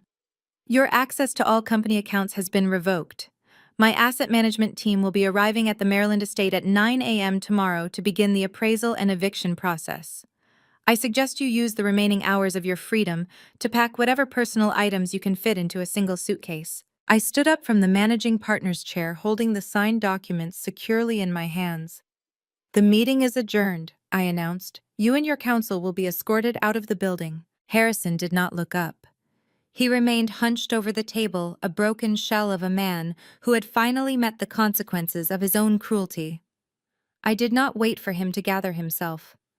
I turned and walked out of the glass doors, leaving him behind in the cold, sterile boardroom. The heavy doors closed behind me, sealing his fate and securing my absolute freedom. The morning sun had barely crested over the Potomac River when my asset recovery teams deployed across the district and the surrounding Maryland suburbs. I stood by the wall of windows in my penthouse, holding a mug of dark coffee, watching the city wake up. I had coordinated the logistics with military precision. There would be no quiet warnings and no discreet transitions. My family had always craved public attention, and I was about to give them the most heavily spectated downfall in recent history. At exactly 9 in the morning, a fleet of black SUVs pulled up to the iron gates of the sprawling Maryland estate that my mother Vivian had treated as her personal kingdom. The private security contractors hired by Capital Vanguard did not buzz the intercom. They bypassed the electronic lock using the legal authority granted by the bankruptcy court and the asset seizure documents Harrison had signed less than 24 hours ago.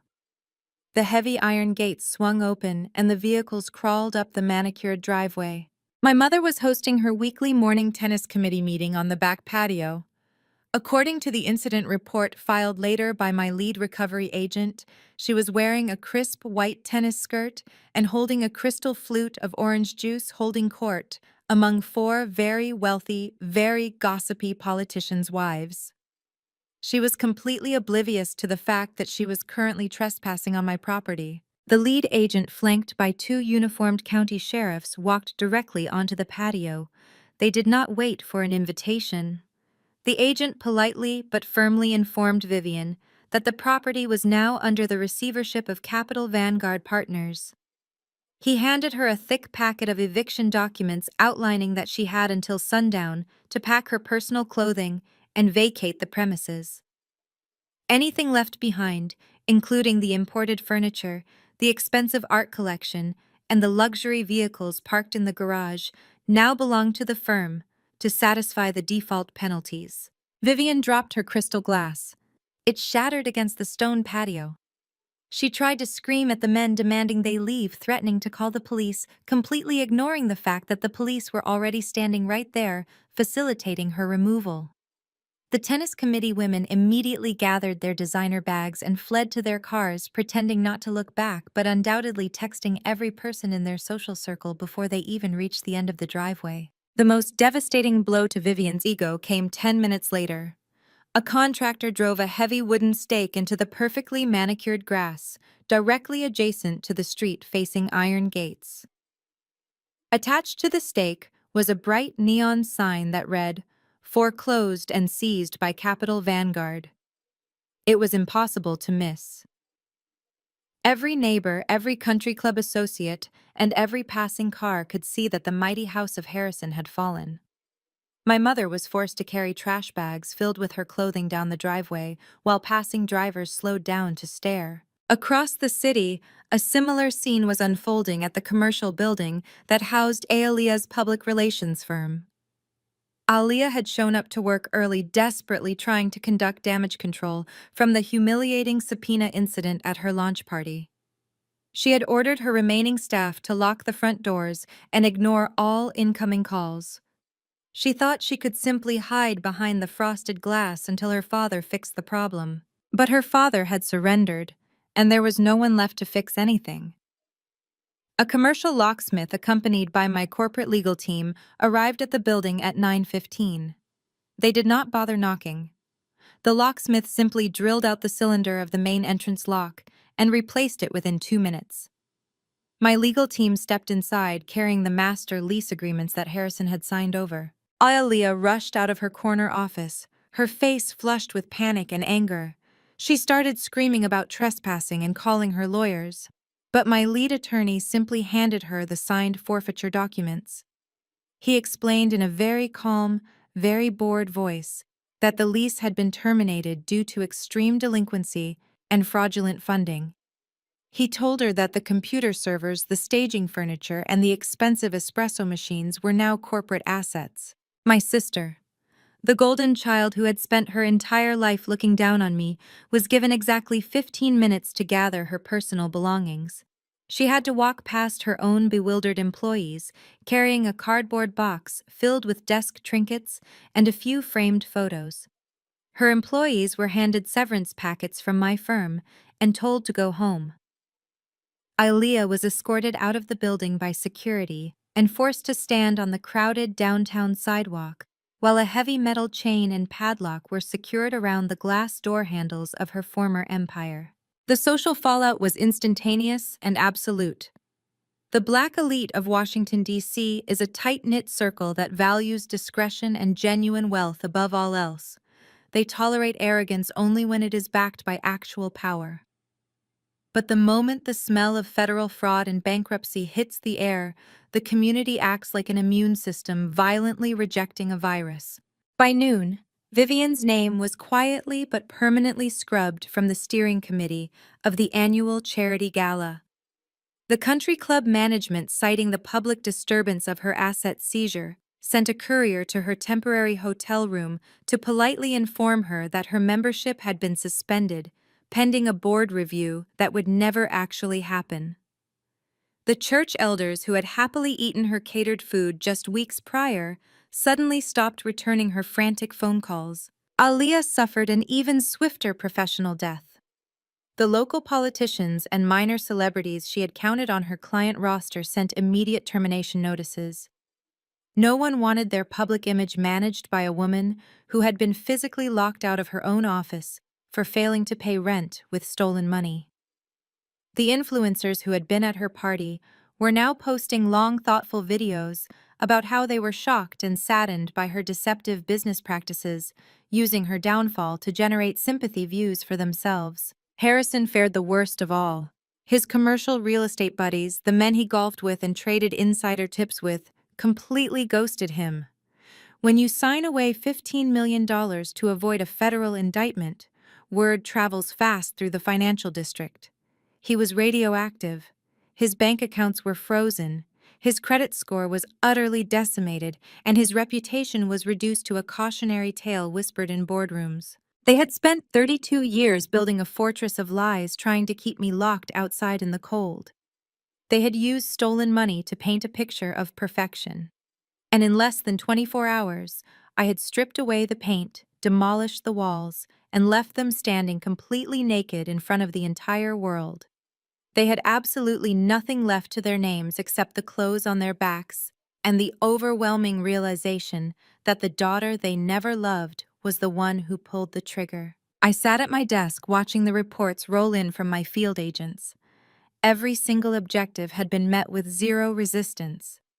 Julian walked into my office and placed a hand on my shoulder, looking at the digital dashboard tracking the property seizures. "It is completely finished," he said softly. "They are officially locked out of the elite society they worshipped." I nodded, feeling a deep settling calm in my chest. The dominoes had not just fallen, they had pulverized the table they were sitting on. But there was still one loose end, frantically trying to sever his ties to the sinking ship. Trent, the arrogant tech bro, who thought he could mansplain his way out of federal fraud, was about to learn that rats who flee a sinking ship usually just drown in the ocean anyway. Trent had spent his entire marriage to my sister playing the role of the visionary entrepreneur. He loved to stand at family gatherings, swirling a glass of expensive scotch and talking endlessly about disruption and innovation. But the only thing he had ever successfully disrupted was my father's bank account. When he ran out of my lobby a few days ago, sweating and pale after I showed him the money laundering files, he knew his free ride was over.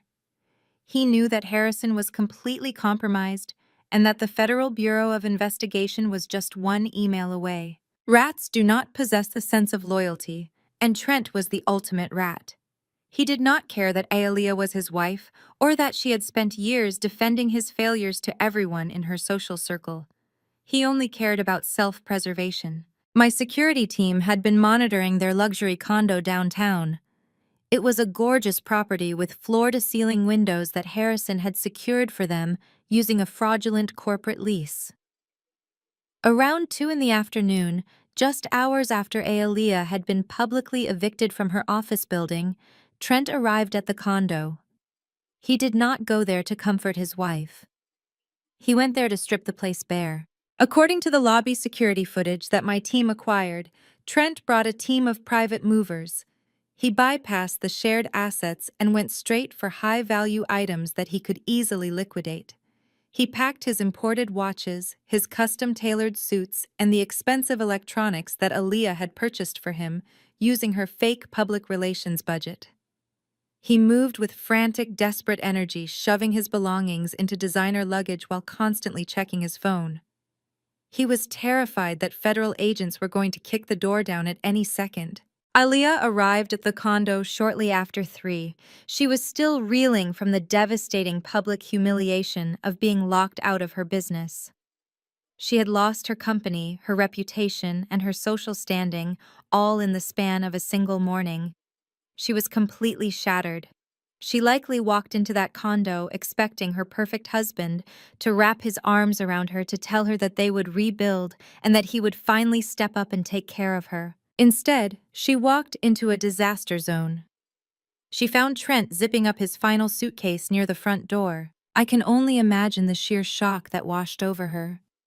The golden child who had spent her entire life believing she was untouchable was suddenly standing in the middle of a collapsing marriage.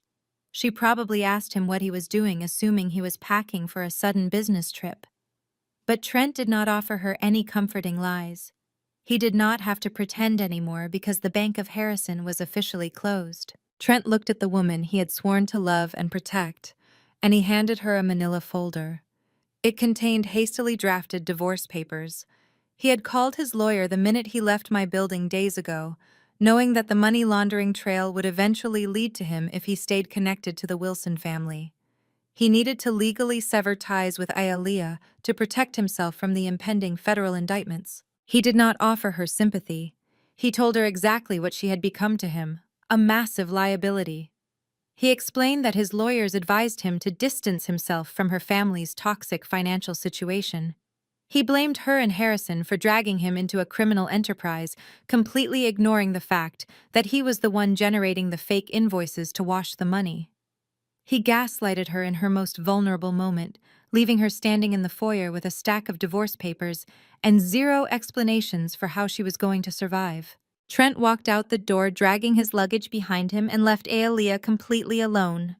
The perfect marriage that she had flaunted on social media, the relationship my mother had constantly compared me against, dissolved in less than 5 minutes. Trent took an Uber straight to Dulles International Airport and boarded a flight to California to hide out at his parents' house, leaving his wife to face the wreckage of their fraudulent life by herself. When my lead investigator brought me the report later that afternoon, I read through it while sitting on the velvet sofa in my office. I felt no pity for my sister. For years, Aaliyah had allowed Trent to make passive-aggressive comments about my career and my lifestyle.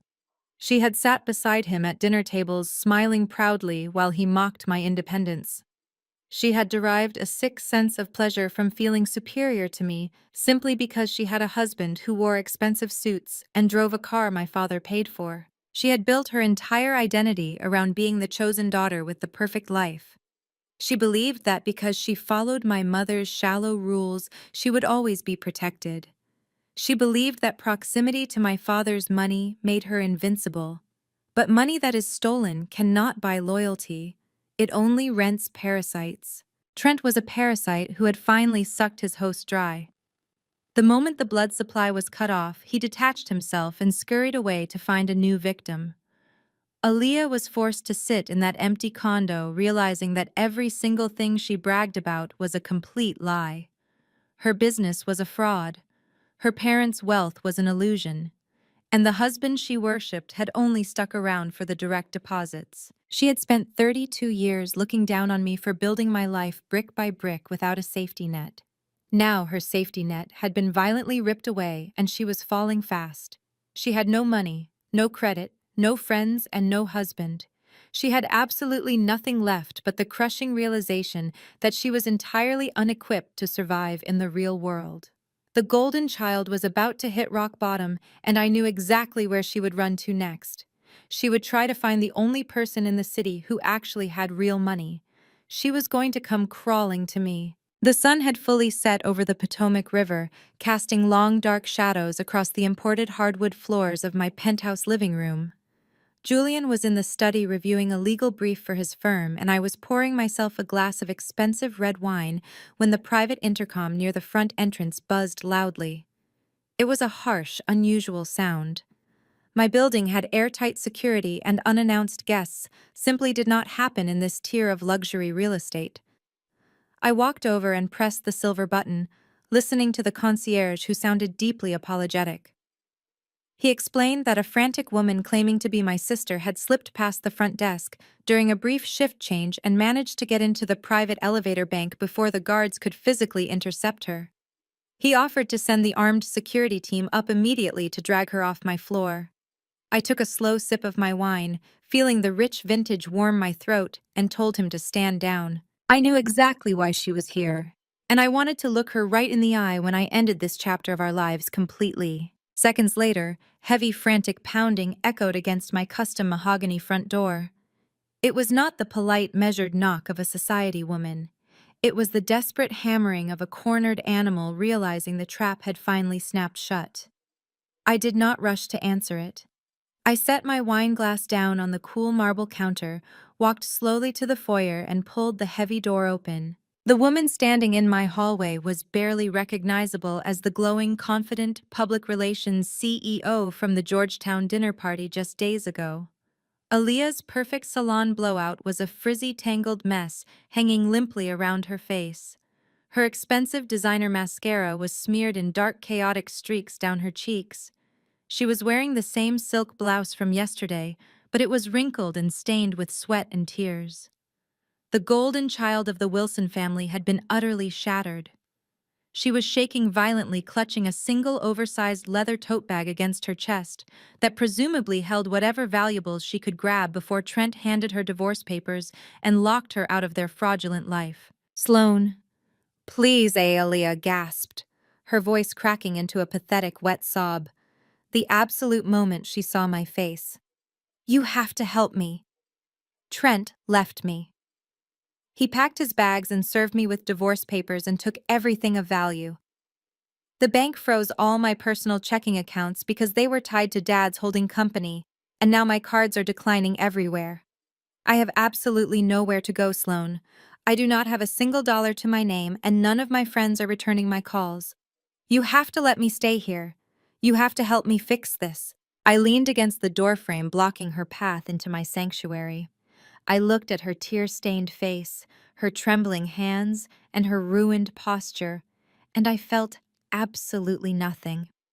There was no sisterly bond pulling at my heartstrings.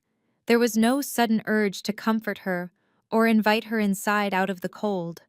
I was simply observing the natural, devastating consequences of 32 years of unchecked arrogance and entitlement coming home to roost. Aaliyah dropped to her knees right there in the carpeted hallway, completely abandoning whatever dignity she had left. She clasped her hands together, looking up at me with wide, terrified eyes. "It was Mom and Dad," she sobbed frantically, trying to shift the blame to save herself. "They manipulated me, Sloan. They told me the business was doing great and that we were untouchable. Dad lied to me about the lease for my office. He lied about where the funding came from. I did not know he stole your college trust fund to pay for my agency. I swear to God I did not know the money was yours. They made me act like that. They pitted us against each other so they could control us and keep up their perfect image. I am a victim in this too. You have to believe me. Just give me a job at your firm, Sloan. I will do anything. I will start at the very bottom, answering phones or bringing coffee. Just please do not leave me out on the street." I looked down at the woman who had spent her entire life stepping on my neck to elevate herself. I let her desperate, pathetic pleas echo in the quiet hallway before I finally spoke. My voice was quiet, but it carried the crushing weight of absolute finality. "You are not a victim." "Aaliyah," I said, keeping my expression completely devoid of sympathy. Do not insult my intelligence by blaming mom and dad for your own cruelty. They might have created the toxic environment in our house, but you happily thrived in it. You did not just go along with their behavior to survive. You weaponized it for your own amusement. You knew exactly what you were doing when you paraded your fake success around while mocking my career. I continued, not letting her interrupt. You knew exactly what you were doing when you stood by and laughed while Mom told me I was unloved at my own birthday dinner. You actively participated in my humiliation every single day because making me feel small was the only way you could feel big. You never once questioned where the money for your luxury firm came from because you felt entirely entitled to it. You enjoyed their cruelty toward me for 32 years because it secured your permanent spot on the pedestal. You loved watching me suffer. Aaliyah stared up at me, her mouth trembling as her cowardly excuses evaporated against the cold, hard truth of my words. She reached out a shaking hand, trying to grab the hem of my tailored trousers to pull herself up. I took a deliberate step backward, retreating entirely into the safety of my own home and out of her reach. Nobody is coming to save you. Aaliyah, I told her, watching her fresh tears fall onto the hallway carpet. The Bank of Harrison is permanently closed. Your fake husband is gone. And the sister you spent your entire life mocking is the one who holds the deed to your total ruin. You have spent 3 decades feeding off the destruction of my self-worth while pretending you were superior. Now learn how to survive on your own. I did not wait for her to formulate another pathetic excuse or beg for another unearned chance. I reached for the heavy mahogany door and began to swing it shut. Aaliyah let out a gut-wrenching scream of pure desperation, lunging forward to try and stop the door from closing. But I was faster and far more resolute. The heavy wood clicked shut with a resounding thud, engaging the automatic deadbolt and severing the physical connection between us forever. I stood in my foyer for a moment, listening to the muffled sounds of her sobbing and pounding her fists against the other side of the heavy door. I calmly picked up my wineglass from the marble counter, took a slow, appreciative sip, and walked back into the living room, leaving the golden child to face the crushing reality of the real world entirely by herself. The next few days passed with a quiet efficiency that only absolute corporate victory can bring. The foreclosure on the Maryland estate had been fully executed and the locks were changed. Harrison was officially bankrupt and Aaliyah had disappeared into the anonymity of a cheap motel after Trent finalized their divorce filings. There was only one loose end left to tie up and she found me before I even had to look for her. It was late Thursday evening when my private driver dropped me off at the secure underground parking garage of my office building. The concrete cavern was usually empty and heavily monitored by my security team, but somehow my mother, Vivian, had managed to slip past the outer perimeter. She was waiting for me in the shadows near my reserved parking spot, standing next to a concrete pillar like a ghost, haunting the ruins of her own life. I stepped out of the back of my car and paused. The woman standing before me was completely unrecognizable as the reigning queen of the local country club. Vivian was not wearing a tailored pastel suit or a silk designer dress. She was wearing a simple faded trench coat and flat shoes. Her signature flawless blowout was pulled back into a messy bun, revealing the gray roots she had spent thousands of dollars hiding for decades. Her face was devoid of makeup, making her look incredibly aged and fragile. The heavy bags under her eyes told the story of sleepless nights and shattered illusions. "Sloan!" she called out, her voice echoing thinly in the empty garage. Her tone was not commanding or sweet. It was desperate and raw. "Please do not call security. I just need 5 minutes. I waited for you here because they will not let me pass the lobby anymore." I did not flinch or reach for my phone. I simply stood by my car, gesturing for my driver to wait inside the vehicle. I crossed my arms over my chest and looked at the woman who had birthed me, watching her tremble in the damp air of the parking garage. "You have exactly 5 minutes, Vivian," I said, my voice perfectly flat, echoing her own previous coldness. "Make them count." She took a tentative step forward, clasping her bare hands together. She did not have her massive diamond ring anymore. The bank had likely seized it along with the estate. She looked up at me with pleading eyes, attempting to summon the matriarchal authority that had died the moment I bought their debt. You have made your point, Sloane. Vivian began, her voice wavering as she hugged her coat tighter around her shivering frame. You showed us how powerful you are, and how much we underestimated you. You took the house and you humiliated us in front of the entire district. Your father is facing federal charges, and Aaliyah has nothing left. We are completely ruined. Is that not enough for you? Are you not satisfied yet? I stared at her, completely unmoved by her tears. I am highly satisfied, Vivian. The liquidation is proceeding perfectly on schedule. She gasped, stepping closer, her desperation giving way to a frantic, manipulative energy. You cannot let this continue, she begged, grabbing the sleeve of my coat. You have to call off the asset seizures and the federal investigators. Sloane, you are destroying a prominent Black family.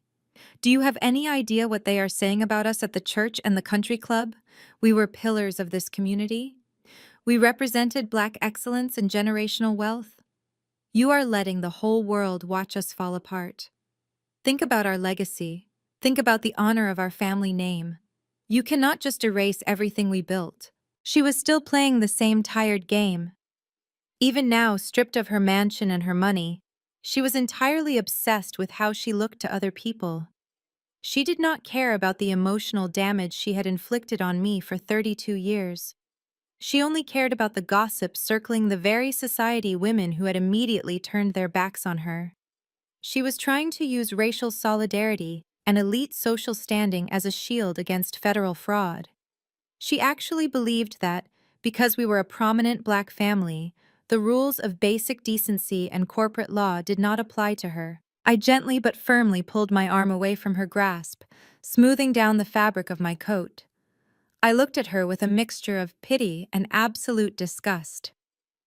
Honor, I repeated, letting the word hang heavily in the cold air of the garage.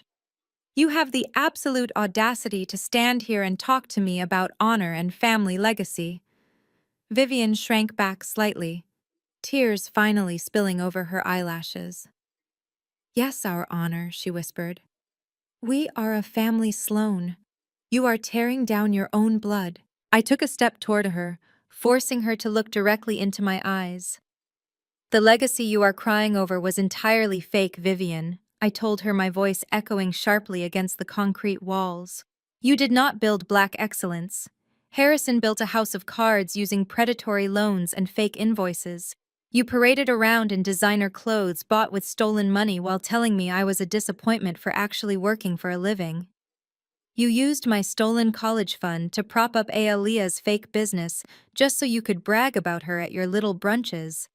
You funded your entire social life by defrauding investors and washing money through Trent's garbage tech company.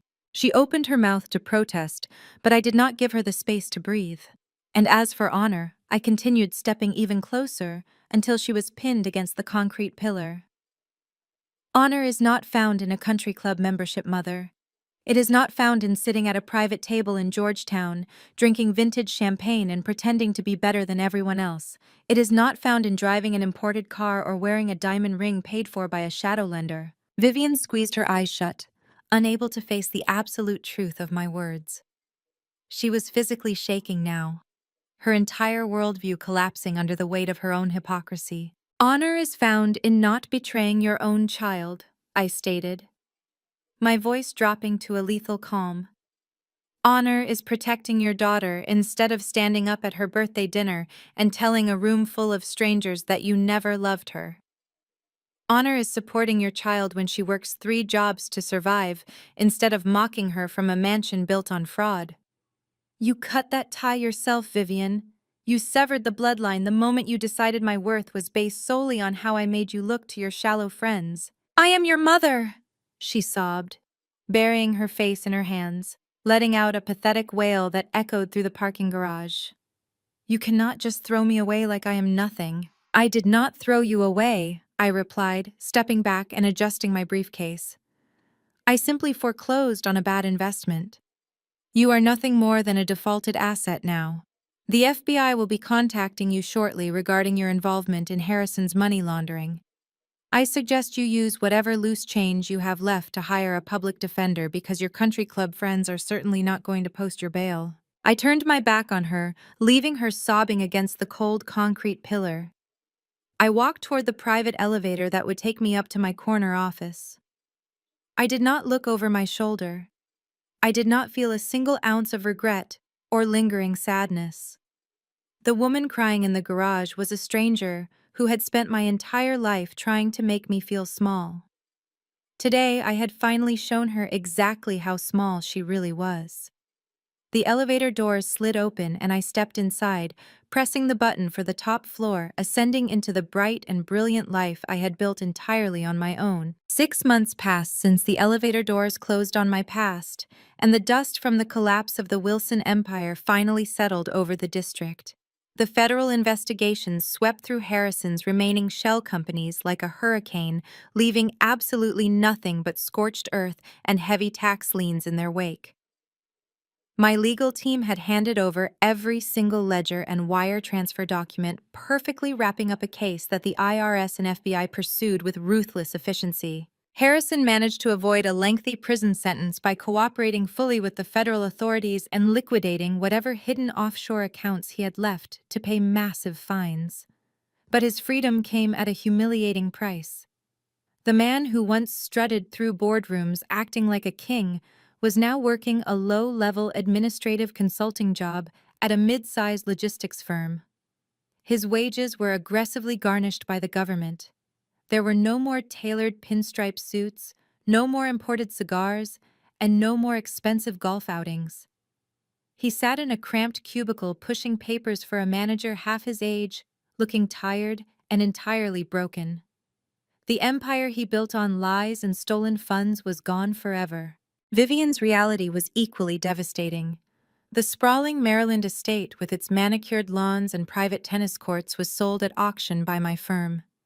She was forced to move into a tiny two-bedroom apartment in a highly undesirable neighborhood far outside the wealthy bubble of the capital. Her transition was brutal. The society women she had desperately tried to impress the country club members and the church elders completely ostracized her. When she walked down the street, no one recognized the former matriarch of Black elite society. She had no designer clothes left to hide behind, and no wealth to buy her way into exclusive circles. She spent her days sitting in her cramped living room, staring at the walls, completely isolated by her own toxic pride. Aaliyah suffered perhaps the most poetic justice of all. Stripped of her fake public relations agency and abandoned by her white savior husband, she had to face the reality of surviving without a safety net. The golden child who had mocked my work ethic and bragged about her luxurious lifestyle was forced to apply for entry-level jobs.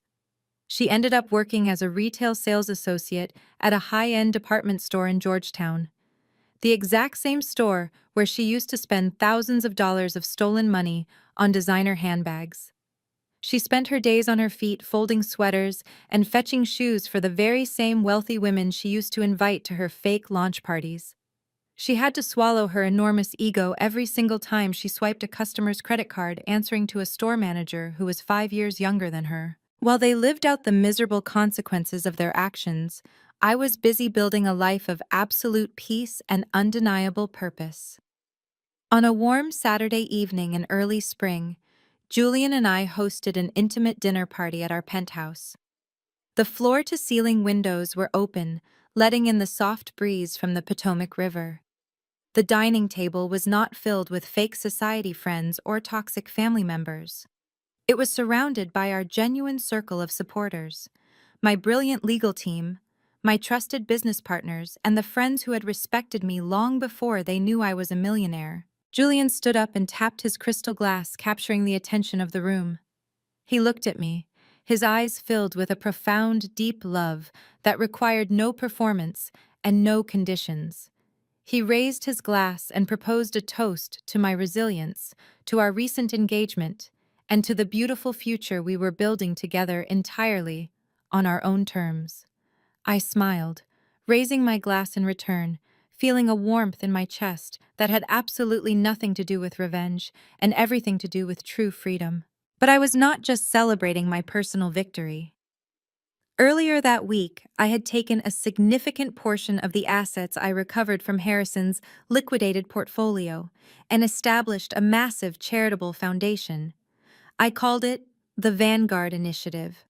It was a multi-million-dollar scholarship and mentorship program specifically designed for underprivileged Black women pursuing degrees in finance, economics, and STEM fields. My parents had stolen my college fund to pamper their golden child and tried to tell me that women in our family did not belong in the financial sector. I took their stolen money and used it to fully fund the tuitions of 50 brilliant, driven young women who would go on to disrupt the very industry my father had failed in. I turned their legacy of financial abuse into a vehicle for genuine generational upliftment. As I stood on the terrace of my penthouse later that night, looking out over the glittering lights of the Capitol, I realized something incredibly important. The sweetest revenge you can ever achieve against a toxic family is not just destroying their fake empires or exposing their lies. It is not about watching them lose their mansions or their social status. The ultimate revenge is becoming undeniably successful, entirely unreachable, and wildly happy without them. It is waking up every single morning knowing that your worth is not defined by people who were too blind to see your potential. It is stepping out of the shadows they forced you into and shining so brightly that they can no longer even look at you. If you ever find yourself holding the keys to your toxic family's destruction, and you have the power to take back everything they stole from you, never hesitate to turn the lock.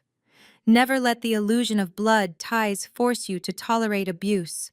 You owe them absolutely nothing but the consequences of their own actions. What would you do if you were in my position? Would you have shown them mercy, or would you have liquidated their empire just like I did? Let me know your thoughts in the comments below. If my story resonated with you and you love hearing about surviving toxic families and thriving against all odds, please hit the like button and subscribe to the channel. Thank you for listening to my journey, and remember that the best way to handle people who underestimate you is to buy the building they are standing in.